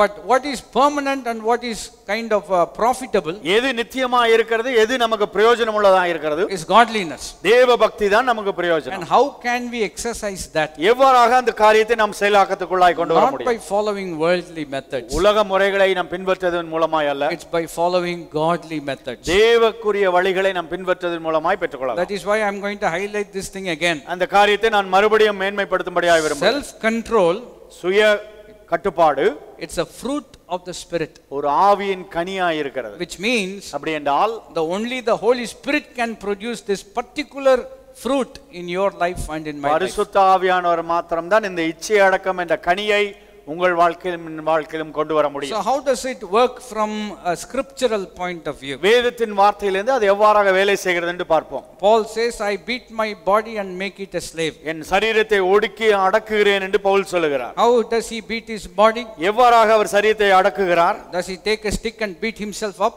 ஏதோ ஒரு குச்சியை எடுத்து தன் சரீரத்தை அடித்துக் கொள்கிறாரா? Some people do that. சிலர் அதை செய்கிறார்கள். You know, they injure themselves in order to control themselves. அவர்களையே காயப்படுத்திக் கொண்டு அவர்களை கட்டுப்பாடுக்குள்ளாய் வைக்க வேண்டும் என்று முயற்சிக்கிறார்கள். But Paul is talking something very different. ஆனால் பவுல் வேறு விதமாய் சொல்லுகிறார். Come with me to Romans chapter 8. ரோமர் 8ஆம் அதிகாரத்துக்கு திருப்பிக் கொள்ளுங்கள். Prior to that, let me remind you what Jesus said. அதற்கு முன்பாக இயேசு என்ன சொன்னார் என்பதை ஞாபகப்படுத்தட்டும். He said, if your eye causes you problems, உன்னுடைய கண் உனக்கு இடரல் உண்டாக்கினால் what should you do? நீங்கள் என்ன செய்ய வேண்டும்? சொல்லுங்கள், என்ன செய்ய வேண்டும்? புடுங்கி போடணும். You know, just pluck it out. உங்க கண்ணை புடுங்கி போடணும். If your hand causes your problem, கைதான் உங்களுக்கு பிரச்சனை என்றால் cut the hand off. கையை வெட்டி போடணும். If the leg causes you problem, உங்க கால் தான் உங்களுக்கு பிரச்சனைனா you know, take that off. காலையும் வெட்டிரணும். And what is Jesus saying? இயேசு கிறிஸ்து அந்த இடத்துல என்ன சொல்லுகிறார்? He is not literally saying take your eyes off, cut your hand off, cut your leg off. ஏதோ உண்மையா கரதங்களை வெட்டணும், காலை வெட்டணும், கண்ணை புடுங்கி போடணும்னு அவர் சொல்லல. No, that is not what he is saying. அதை இயேசு கிறிஸ்து சொல்லவில்லை. That is why Paul is explaining what Jesus meant. இயேசு கிறிஸ்து சொன்னதை பவுல் இந்த இடத்துல விரிவாய் சொல்லுகிறார். Romans chapter 8 verse 11 onwards. ரோமர் 8ஆம் அதிகாரம் 11ஆம் வசனம். The same Holy Spirit who raised Christ from the dead lives in you. இயேசு கிறிஸ்துவை மரித்தோரிலிருந்து எழுப்பினுடைய ஆவி உங்களில் வாசமாயிருந்தால். Verse 12, therefore we are under no obligation to follow or live according to the flesh. ஆகையால் சகோதரரே, மாம்சத்தின்படி பிழைப்பதற்கு நாம் மாம்சத்திற்கு கடனாளிகள் அல்ல என்று சொல்கிறார். Then how can I live? அப்படி என்றால் நான் எப்படி பிழைத்திருக்க முடியும்? Verse 13 the Bible says, 13ஆம் வசனத்திலே வேதம் சொல்கிறது, for if you are living according to the flesh. மாம்சத்தின்படி பிழைத்தால், what is flesh? மாம்சம் என்று சொல்லுவோம் என்றால் என்னவா இருக்கிறது? Is going by instinct or going by feelings. நம்முடைய உணர்ச்சிகள் மூலமாய் நாம் நடத்தப்படுவது. That is one. அது ஒரு காரியமாக இருக்கிறது. The other aspect is following the world's system. உலக வழிமுறைகளை கடைபிடிப்பது இன்னொரு காரியமாக இருக்கிறது. So what does Paul say? Pavul இங்கே என்ன சொல்கிறார்? If you are living according to the flesh, மாம்சத்தின்படி நாம் பிழைப்போம் என்றால், he said you will die. நீங்கள் நிச்சயமாய் மரித்து போவீர்கள். Because this is not going to help you. இது நிச்சயமாய் உங்களுக்கு உதவி செய்யாது. This is not going to help you to have self control in life. இச்சை சுய அடக்கத்தை வாழ்க்கையிலே இது கொண்டு வராது. But how can I exercise this particular fruit of the அப்படி Spirit? என்றால் இப்படிப்பட்ட இச்சை அடக்கம் என்கிற கனியை என்னுடைய வாழ்க்கையிலே எப்படி கொண்டு வர முடியும்? The Bible says, but if by the Spirit you are putting to death the deeds of the body, you will live. ஆவியினாலே சரீரத்தின் செய்கைகளை அழித்தால் பிழைப்பீர்கள். Again, very important verse of scripture. அந்த இடத்திலே முக்கியமான தேவனுடைய வார்த்தை. By the Spirit if you put the deeds of the body. ஆவியினாலே சரீரத்தின் செய்கைகளை அழிக்க வேண்டும். Not the body. சரீரத்தை அழிக்க வேண்டாம். How many of you understand what I am saying? சொல்வதை புரிந்து கொண்டீர்களா? Not plucking of the eyes. ஏதோ கண்ணை புடுங்கி போட வேண்டியது அவசியம் இல்ல. You know what happens if you pluck your eyes? உங்க கண்ணை புடுங்கிட்டீங்கன்னா என்ன நடக்கும்? You will not be able to see. நீங்க பார்க்க முடியாது, குருடராக இருக்க முடியும். But your imagination will be enhanced. ஆனால் உங்க மனம் கண்ணா பின்னான்னு வேலை செய்யும். கண்ணா பின்னான்னு வேலை செய்யும். You understand what I am saying? கண்ணு தான் தெரியலையே ஒளிய கற்பனை என்ன செய்யும்? பயங்கரமா வேலை செய்யும். So instead of gouging your eyes out, உங்கள் கண்ணை புடுங்கி போடுவதற்கு பதிலாக you need to learn to control what controls your eye. உங்க கண்ணை எது கட்டுப்படுத்துகிறது என்பதை நீங்கள் அறிந்து கொள்ள வேண்டும். What controls your eye? உங்க கண்களை எது ஆளுகை கட்டுப்படுத்துகிறது? சொல்லுங்க. வண்டி ஓட்டிட்டே போறான். இப்போ ஆண்களுக்கு நல்லாவே புரியும், எல்லாத்துக்கும் தான் புரியும். You understand what I am trying to say? What controls your eye? எது உங்கள் கண்களை கட்டுப்படுத்துகிறது? See, they bought a law recently, last couple of years ago I think. சில வருஷங்களுக்கு முன்பாக ஒரு சட்டம் கொண்டு வந்தார்கள். Taking away all the hoarding boards. எல்லா அட்வர்டைஸ்மென்ட் போர்ட் எல்லாம் எடுத்து விட்டார்கள். Remember there used to be big boards, now everything is removed. இப்போ நிறைய பெரிய பெரிய அட்வர்டைஸ்மென்ட் போர்டு இருக்கு, இப்போ எதுவும் இருக்காது. And the law says every board needs to be in the eye level. இப்படி கண் பார்வைக்கு அந்த ஹைட்ல தான் எல்லா போர்டும் இருக்க வேண்டும் என்ற ஒரு சட்டம். Prior to that they had big boards. அதுக்கு முன்பாக ஒரு பெரிய விளம்பர பலகை எல்லாம் வைத்திருந்தார்கள். What do they do when they are driving? அப்படி வாகனத்தை ஓட்டும்போது என்ன செய்வார்கள்? Usually there is an advertisement board very big. அங்க ஒரு பெரிய விளம்பர பலகை இருக்கும். And it will be for tires. ஒரு சக்கரம் டயர்ஸ்க்காக வைத்திருப்பார்கள். And for the advertisement of the tire, அந்த டயரோட advertisement விளம்பரத்துக்காக there will be a lady standing next to the tire. அங்க ஒரு பெண்ணை படமாய் சித்திரமாய் வைத்திருப்பார்கள் அந்த டயர் பக்கத்துல. எத்தனை பேர் டயரை பார்ப்பாங்க? You understand what I'm saying? You know, they will not be looking at the tire. யாரும் டயரை பார்க்க மாட்டாங்க. They will be looking at the person standing next to the tire. Tyre பக்கத்துல நிக்கிற அந்த பெண்ணை தான் எல்லாரும் பார்த்து கொண்டு When they are looking at that person, அந்த நபரை பார்த்து கொண்டு this tire goes somewhere else. வாகனத்தை கொண்டு எங்கேயோ குழியில விடுவார்கள். You understand what I'm saying? சொல்வதை புரிந்து கொண்டு இருக்கேன் நம்புகிறேன். So what controls your eye? அப்படி என்றால் உங்கள் கண்களை எது கட்டுப்படுத்துகிறது? Your mind controls your eyes. உங்கள் மனம் தான் உங்களை கண்களை கட்டுப்படுத்துகிறது. So if you follow the example of Christ, கிறிஸ்துவின் or what he instructs, கிறிஸ்து சொல்கிற காரியத்தை நாம் பின்பற்றுவோம் என்றால், instead of gouging out our eyes, கண்களை பிடுங்கி எடுப்பதற்கு பதிலாக we have to clear out the brain. மூளையை தான் சுத்தமா எடுக்கணும். ஏன்னா அதுதானே கண்ட்ரோல் பண்ணுது. எனக்கு மைண்டு தாங்க பிரச்சனை. அப்போ ஒன்று பண்ணுங்க, இயேசு சொல்ற மாதிரி பண்ணணும் அப்படின்னு என்ன பண்றது? தப்புன்னு ஓப்பன் பண்ணி எல்லாம் எடுத்துட வேண்டியதான். முதலே ஒன்றும் இல்லை. You understand what I'm saying? We cannot follow that. அதை நாம் கடைபிடிக்க முடியாது. What is he saying then? இயேசு அந்த இடத்துல என்ன சொல்லுகிறார்? By the Spirit putting the deeds not putting to death the body, but the deeds of the body. ஏதோ சரீரத்தை அழிக்க வேண்டும் என்று அங்கே சொல்லவில்லை. ஆவியினாலே சரீரத்தின் செய்கைகளை நாம் அழித்து போட வேண்டும். That is where we go back to the basic fundamental teaching about our human personality. அதனால மனுஷ ஆழ்த்தத்தின் அடித்தளமான காரியங்களுக்கு நாம் செல்ல வேண்டும். The Bible talks about spirit, soul and body. ஆவி, ஆத்மா, சரீரம் என்று வேதம் நமக்கு சொல்லுகிறது. You know, and how does it work? அது எவ்வாறாக வேலை செய்கிறது? The soul part controls our body. ஆத்மா நம்முடைய சரீரத்தை கட்டுப்பாடாக வைத்திருக்கிறது. What is there in the soul?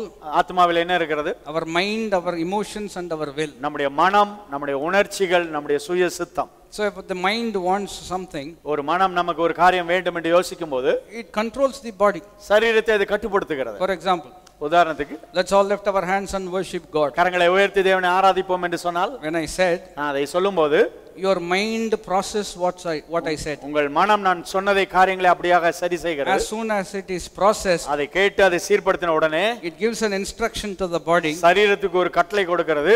Lift your hand. கரங்களை உயர்த்த வேண்டும் என்று. And what does the body do? சரீரம் என்ன செய்கிறது? சொல்லுங்க. Your body immediately cooperates. உடனே சரீரம் ஒத்துழைத்து கரங்களை உயர்த்துகிறோம். If your body is acting without an instruction from the mind, மனம் ஒண்ணுமே சொல்லல, உங்க சரீரம் மாத்திரம் வேலை செய்கிறது என்றால், then you have a problem. அப்படி என்றால் உங்களுக்கு பிரச்சனை என்று அர்த்தம். You understand what I'm trying to say? சொல்வதை புரிந்து கொண்டீர்களா? So what controls your body? அப்படி என்றால் சரீரத்தை எது கட்டுக்குள்ளாய் வைத்திருக்கிறது? சொல்லுங்க. மனம். Your mind. உங்கள் மனம் தான் கட்டுக்குள்ளாய் வைத்திருக்கிறது. But the point is this. ஆனால் காரியம் என்னவென்றால், what can control your mind? உங்கள் மனதை எது கட்டுப்படுத்த முடியும்? சொல்லுங்க. ஆவி, ஆத்மா, சரீரம். your mind controls your body. உங்கள் மனம் உங்கள் சரீரத்தை கட்டுப்படுத்தும் என்றால், if that is true, which is very true, அது உண்மைதான், சத்தியம்தான், then what should control your mind? உங்கள் மனதை எது கட்டுப்படுத்த வேண்டும்?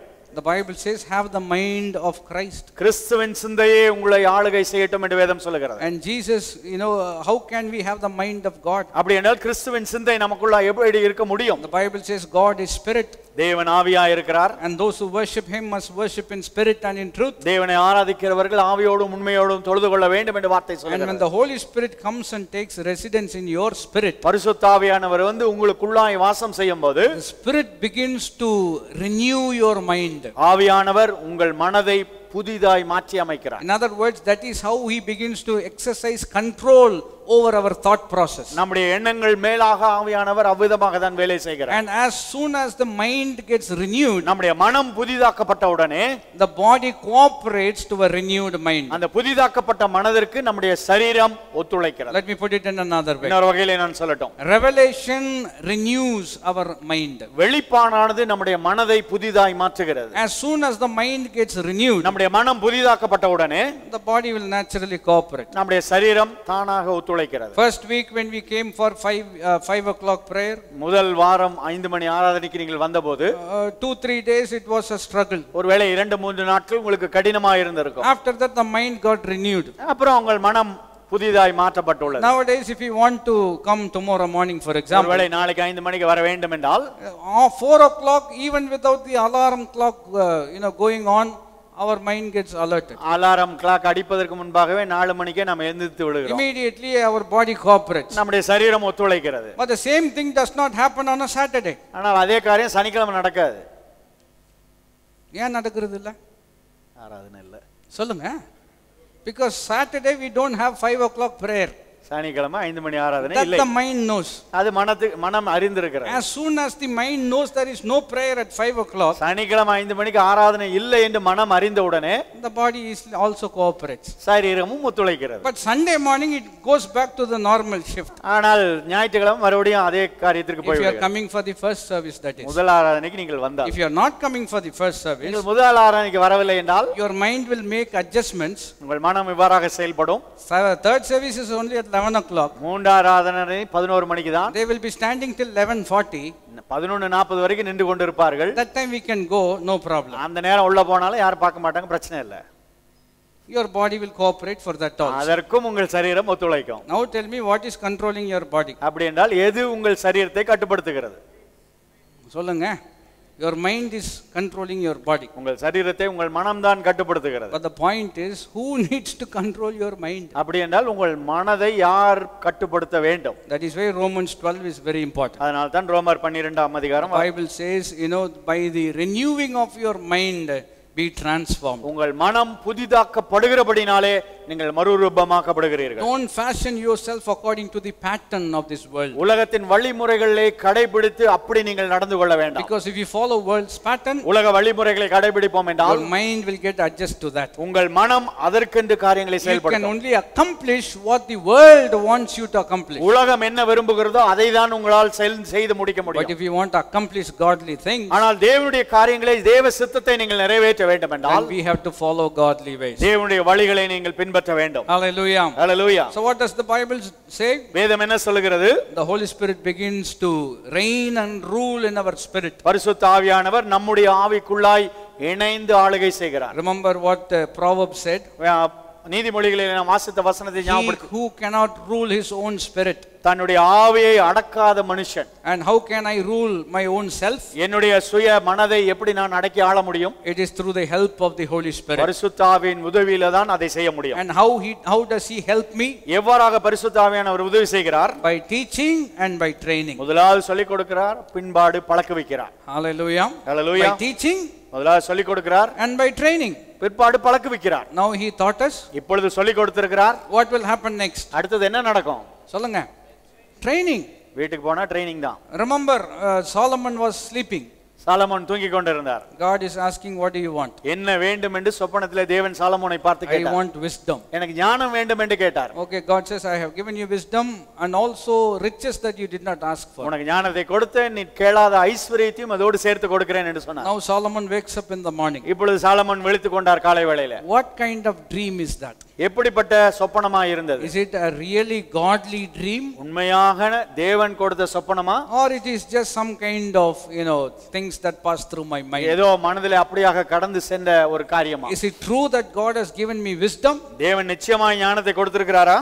How can I really know that God has given me wisdom? உண்மையாய் தேவன் ஞானத்தை கொடுத்திருக்கிறார் என்று எப்படி அறிந்து கொள்ள முடியும்? God taught him first. முதலாவது தேவன் சொல்லிக் கொடுத்தார். Then God trains him. அதுக்கப்புறம் பழக்க வைத்தார். What was the training? என்ன ட்ரெய்னிங்? அந்த பழக்கம் எப்படி நடந்தது? The very next day he was sitting in the court. அடுத்த நாளிலே அந்த ராஜ சபையிலே அமர்ந்து இருந்தார். And two ladies come. இரண்டு சகோதரிகள் வந்தார்கள். They say they carry a baby. ஒரு குழந்தையை தூக்கி கொண்டு வந்தார்கள். Both of them are saying the baby belongs to them. அந்த இரண்டு தாயாரும் சொன்னார்கள், இந்த குழந்தை என்னோடது என்று சொல்லி. If it happened 2016, இப்பொழுது 2016ல இந்த காரியம் நடந்திருந்தால் it is not a big thing. ஒரு பெரிய காரியமாய் அது நடந்திருக்காது. Do a DNA test. ஒரு DNA டெஸ்ட் எடுத்தால் easily we can find out யார் குழந்தை என்று கண்டுபிடித்து விடலாம். But those times, Solomon times, no DNA. சாலமோனுடைய நாட்களில் DNA was there, the process was not there. Finding out process. DNA கண்டுபிடிக்கிற அந்த காரியம் எல்லாம் அப்பொழுது சாலமோனுடைய நாட்களிலே தெரியாது. So what God has told him, I have given you wisdom. தேவன் சொன்னார், உனக்கு ஞானத்தை கொடுத்திருக்கிறேன் என்றார். How do I know I have got wisdom? எப்படி அந்த ஞானம் இருக்கிறது என்று எனக்கு தெரியும். That is why this training is given. அதனால தான் இந்த சூழ்நிலை வந்திருக்கிறது. So Solomon, God gives him wisdom to deal with that. அந்த காரியத்தை செயல்படுத்தும்படியா தேவன் ஞானத்தை கொடுத்தார். Very different way of handling it. ஒரு வேறு விதமான காரியம் செயல்முறைக்கு வந்தது. He says, bring a sword, cut the baby into two, 50-50 each. That is how I am going to solve the ஒரு problem. வாளை கொண்டு வாருங்கள், அந்த குழந்தையை ரெண்டாக வெட்டி ஆளுக்கு பாதி கொடுத்துருங்கள் என்று தீர்ப்பு சொன்னார். No, immediately there will be a kind of a reaction in the court. அங்க ராஜசபையில நிச்சயமா எல்லாரும் கசாமசான் பேசி இருப்பாங்க. If there were ladies there, ஒருவேளை அங்க சகோதரிகள் இருந்திருந்தால் those sounds will come. அப்படி சத்தம் எல்லாம் கொடுத்திருப்பாங்க. If the old men were there, அங்க வயதானவர்கள் அப்பவே தெரியும், இவனை பார்த்தாலே ராஜா மாதிரி தெரியல. That is how some people would have reacted. வயதானவர்கள் மூத்தவர்கள் இருந்தா அப்படிதான் சொல்லிருப்பாங்க, அறிவே இல்லாம செய்றாங்க. People who were with David were also there. தாவீதோடு இருந்தவர்களா இருந்திருப்பாங்க. அவங்க அப்பாக்கு இருந்த புத்தி கொஞ்சம் கூட இல்ல. That is how they would have reacted. அப்படிதான் சொல்லிருப்பாங்க அவங்க எல்லாம். But only Solomon knew, God has given me wisdom. சாலமோனுக்கு மட்டும் தான் தெரியும், தேவன் எனக்கு ஞானத்தை கொடுத்தார். The moment this kind of judgment was pronounced, இப்படிப்பட்ட தீர்ப்பை சாலமோன் சொன்ன உடனே the real mother said, உண்மையான தாய் சொன்னாள், no, don't cut the baby, give it to the other woman. குழந்தையை வெட்ட வேண்டாம், அந்த தாயாருக்கு அதை கொடுத்து விடுங்க. Then Solomon said, that is the real mother. அப்படி என்றால் இதுதான் உண்மையான தாய் என்று தீர்ப்பு சொன்னார். From that day onwards, everybody in the court kept their mouth closed because they knew God has given him wisdom. அந்த நாளிலிருந்து ராஜசபையில எல்லாம் வாய மூடிட்டாங்க, ஏனென்றால் தேவன் சாலமோனுக்கு ஞானத்தை கொடுத்திருக்கிறார் என்று அறிந்து கொண்டார்கள்.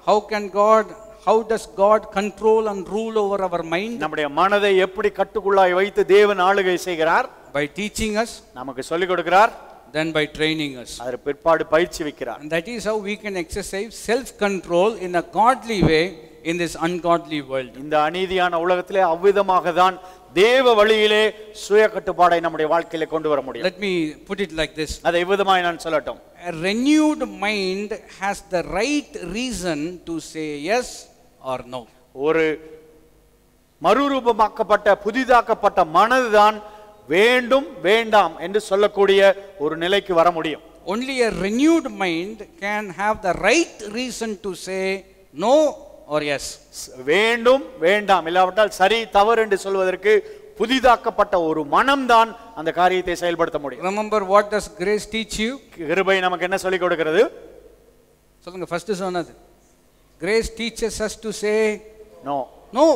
கிருபை வேண்டாம் என்று சொல்வதற்கு நமக்கு கற்றுக் கொடுக்கிறது. It teaches us, நமக்கு சொல்லிக் கொடுக்கிறது, renews our mind, நம்முடைய மனதை புதிதாக்குகிறது. and when a circumstance comes, சூழ்நிலை வரும்போது it gives us the control to say no. வேண்டாம் என்று சொல்வதற்கு அந்த கட்டுப்பாடை நமக்கு கொடுக்கிறது. Let me give you certain examples. சில உதாரணங்களை நான் சொல்லட்டும். Genesis chapter 39 verse 9. ஆதியாகமம் 39:9 வசனம். You know the story. Joseph was being seduced to commit a sin. யோசேப்பு அந்த இடத்திலே ஒரு பாவ காரியத்தை செய்யும்படியாய் அப்படியாக நிர்பந்தப்படுத்தப்பட்டான். And he said no. யோசேப்பு அந்த இடத்துல என்னால் முடியாது என்று சொன்னார். How can he say no? எவ்வாறாக அவரால் முடியாது என்று அவர் தீவிரமாய் சொல்ல முடிந்தது? We very well understand the circumstance, any man can fall. அந்த இடத்துல யார் வேண்டுமென்றாலும் விழுந்திருக்க கூடிய சூழ்நிலையாய் இருந்தது. But he says no.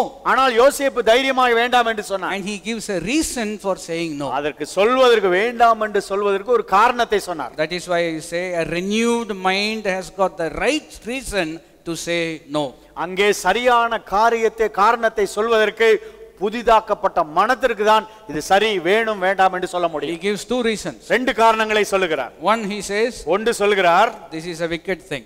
இது ஒரு தவறான காரியம், பாவ செயல் என்று சொல்லுகிறார். Number two, he says, இரண்டாவது காரியம், this is a sin against God. இது தேவனுக்கு விரோதமான பாவம் என்று சொல்லுகிறார். Since it is wrong, இது தவறு, since it is against God, இது தேவனுக்கு விரோதமானதா இருக்கிறபடினாலே I will say no. நான் வேண்டாம் என்று சொல்லுவேன்.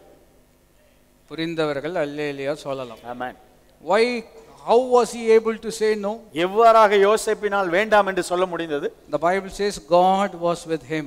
யோசேப்போடு தேவன் இருந்தார் என்று வேதம் சொல்லுகிறது. Pharaoh makes an observation. அங்கே அந்த பார்வோன் ஒரு காரியத்தை சொல்கிறார். You have the spirit of God living in you. தேவ ஆவியானவர் உன்னில் வாசம் பண்ணுகிறார் என்பதை அறிந்திருக்கிறார். What did the spirit of God do? தேவ ஆவியானவர் யோசேப்புக்குள்ள என்ன செய்தார்? He renews his mind. மனதை புதிதாக்கி கொண்டிருந்தார். The same spirit lives in you and in me. அதே ஆவியானவர் உங்களுக்குள்ளும் எனக்குள்ளும் வாசம் செய்கிறார். He renews our mind. உங்கள் மனதை புதிதாக்கி கொண்டிருக்கிறார். And just by saying no for the sake of it is no good. ஏதோ சொல்ல வேண்டுமே என்று சொல்லி வேண்டாம் என்று சொல்வதில் எந்த பிரயோஜனமும் இல்லை. No, no, no. He gives reasons for saying no. வேண்டாம் என்று சொல்வதற்கு காரணங்களையும் தேவன் சொல்லுகிறார். Again, another example. இன்னொரு உதாரணம் சொல்ல வேண்டும் என்றால் Nehemiah chapter 6 verse 3 to 4. நெகேமியா 6ஆம் அதிகாரம் 3-4 வசனங்களை வாசிப்பீர்கள் என்றால் People says, why don't you come and join, let us have some conversation. இப்படி நெகேமியாவை பார்த்து வா எல்லாரும் உட்கார்ந்து பேசுவோம் என்று சொல்கிறார்கள். Again he says, no, I cannot come. நான் வர முடியாது என்று நெகேமியா சொல்கிறார். He gives a reason why he cannot come. ஏன் வர முடியாது என்பதற்கு அங்கே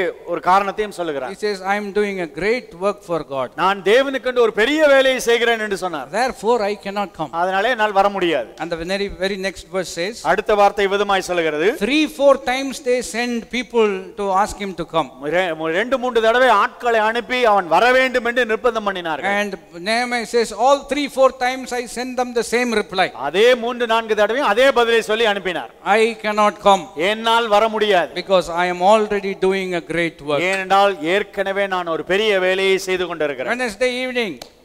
வியாழக்கிழமை சாயந்திரம். புதன்கிழமை. Sorry. You know, Wednesday evening. புதன்கிழமை சாயந்திரம். We have a party. நமக்கு ஒரு பார்ட்டி இருக்கிறது. If your friend invites you, அப்படி உங்க நண்பர் உங்களை கூப்பிடுவார் என்றால், I cannot come. என்னால் வர முடியாது. I have already have a party. எனக்கு ஏற்கனவே ஒரு பார்ட்டி இருக்கிறது. Now the party is going to get over. இப்பொழுது பார்ட்டி முடிய போகிறது. We have a party next week. அடுத்த வாரம் திரும்பி இதே புதன்கிழமை இன்னொரு பார்ட்டி இருக்குது. Somebody will come and say, யாரோ ஒருவர் சொல்வார்கள், why don't you come on a Wednesday? ஒரு புதன்கிழமை வந்தா என்னன்னு கேட்பாங்க. நான் வர முடியாது. நான் பெரிய வேலை செய்து கொண்டிருக்கிறேன். ஆமென். நான் செய்கிறேன். நீங்களும் செய்கிறீர்கள். ஆமென். You understand what I'm trying to say? சொல்வதை புரிந்து கொண்டீர்கள் நம்புகிறேன். That is how we can say no. அவ்விதமாக தான் வேண்டாம் என்று சொல்ல முடியும். And after 3 or 4 times, 2-3-4 தடவைக்கு அப்புறம் then they will say, அவர்களே சொல்வார்கள், we are having a party, it is not on Wednesday, can you come? புதன்கிழமை இல்ல இன்னொரு நாள் ஒரு பார்ட்டி வைத்திருக்கோம், வர முடியுமா? அதுக்குள்ள மனதை புதிதாக்கிடுவார் இன்னொன்னு சொல்றதுக்கு. You understand what I'm trying to say? That is how the Holy Spirit teaches you. அவ்விதமாக தான் பரிசுத்த ஆவியானவர் வேலை செய்கிறார். Negative example, Ecclesiastes chapter 2 verse 10. பிரசங்கி 2ஆம் அதிகாரம் 10ஆம் வசனத்தை எடுத்தால் எதிர்மறையான உதாரணத்தை கூட பார்க்கலாம். Solomon says, whatever my eye wanted, I never stopped it. என் கண் இச்சித்தவைகள் எல்லாம் அதுக்கு ஒன்றும் தடை செய்யவில்லை என்று சொல்கிறார். Whatever my body wanted, I gave it. என் சரீரம் எதெல்லாம் வேணும்னு கேட்டவா எல்லாம் கொடுத்தேன். I rejoiced whenever I did whatever I did. செய்த போது எல்லாம் சந்தோஷமாய் மனமகிழ்ச்சியாய் இருந்தது. But the very next verse he says, அடுத்த வார்த்தையிலே சொல்கிறார், everything is vain. எல்லாம் மாயை என்று சொல்கிறார். Everything is meaningless. எல்லாம் சஞ்சலமாய் மனதுக்கு What is the point of living? வாழ்வதிலே எந்த பிரயோஜனம் என்று சொல்கிறார். That is why we need self control. அதுக்கு தான் சுய கட்டுப்பாடு நமக்கு அவசியம். Grace teaches us to say no. கிருபையானது நமக்கு வேண்டாம் என்று சொல்லும்படி நமக்கு கற்றுக் கொடுக்கிறது. Hallelujah. Hallelujah. Not only to say no for the wrong things, தவறான காரியங்களுக்கு வேண்டாம் என்று சொல்லுவது மாத்திரமல்ல, but to say yes for the right things. சரியான காரியங்களுக்கு சரி என்று சொல்வதற்கும் that is how we exercise self control. அப்படிதான் நாம் சுய கட்டுப்பாடை நம்முடைய வாழ்க்கையிலே கொண்டு வர முடியும். Stand to your feet as we look to God in prayer. நாம் எழுந்திருப்போம், ஜெபத்திலே தேவனை நோக்கி பார்க்க போகிறோம். Praise God. Every eye closed as we look to God this evening. எல்லா கண்களும் மூடி இருக்க தேவனை நோக்கி இந்த மாலைவேளையிலே நாம் பார்ப்போமா? The Holy Spirit of God will lead us into all truth. சகல சத்தியத்திற்குள்ளாய் பரிசுத்த ஆவியானவர் நம்மை நடத்துகிறார். He will teach, he will train. அவர் நம்மை போதிக்கிறார், நம்மை வழி நடத்துகிறார், பயிற்சிவிக்கிறார். He will transform, நம்மை மறுரூபமாக்குவார் and help us to say no to bad things and yes to the things of God. தவறான காரியங்கள் வேண்டாம் என்று சொல்லும்படியாய், சரியான காரியங்கள் வேண்டும் என்று சொல்லும்படியாய் தேவன் நமக்கு உதவி செய்வார். As a result, we can do all things through Christ who strengthens us. அதன் மூலமாய் நம்மை பலப்படுத்துகிற கிறிஸ்துவினாலே எல்லாவற்றையும் நாம் செய்ய பலனுள்ளவர்களாய் நாம் காணப்படுவோம். Lift your hands and ask for the help of God. கரங்களை உயர்த்தி தேவனுடைய உதவியை நாம் கேட்போமா? ஆவியானவரே, தூய ஆவியானவரே,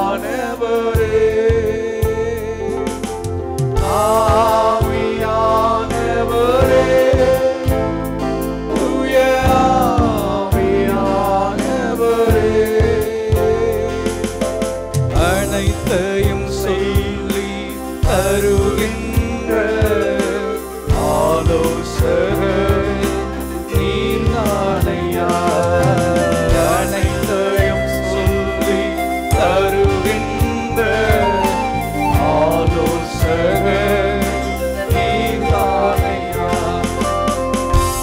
Spirit of God, we thank you for your wonderful presence and your guidance. பரிசுத்தாவியானவரே உம்முடைய பிரசன்னத்திற்காகவும் நடத்துதலுக்காகவும் நன்றி செலுத்துகிறோம். Lead us, guide us, we pray.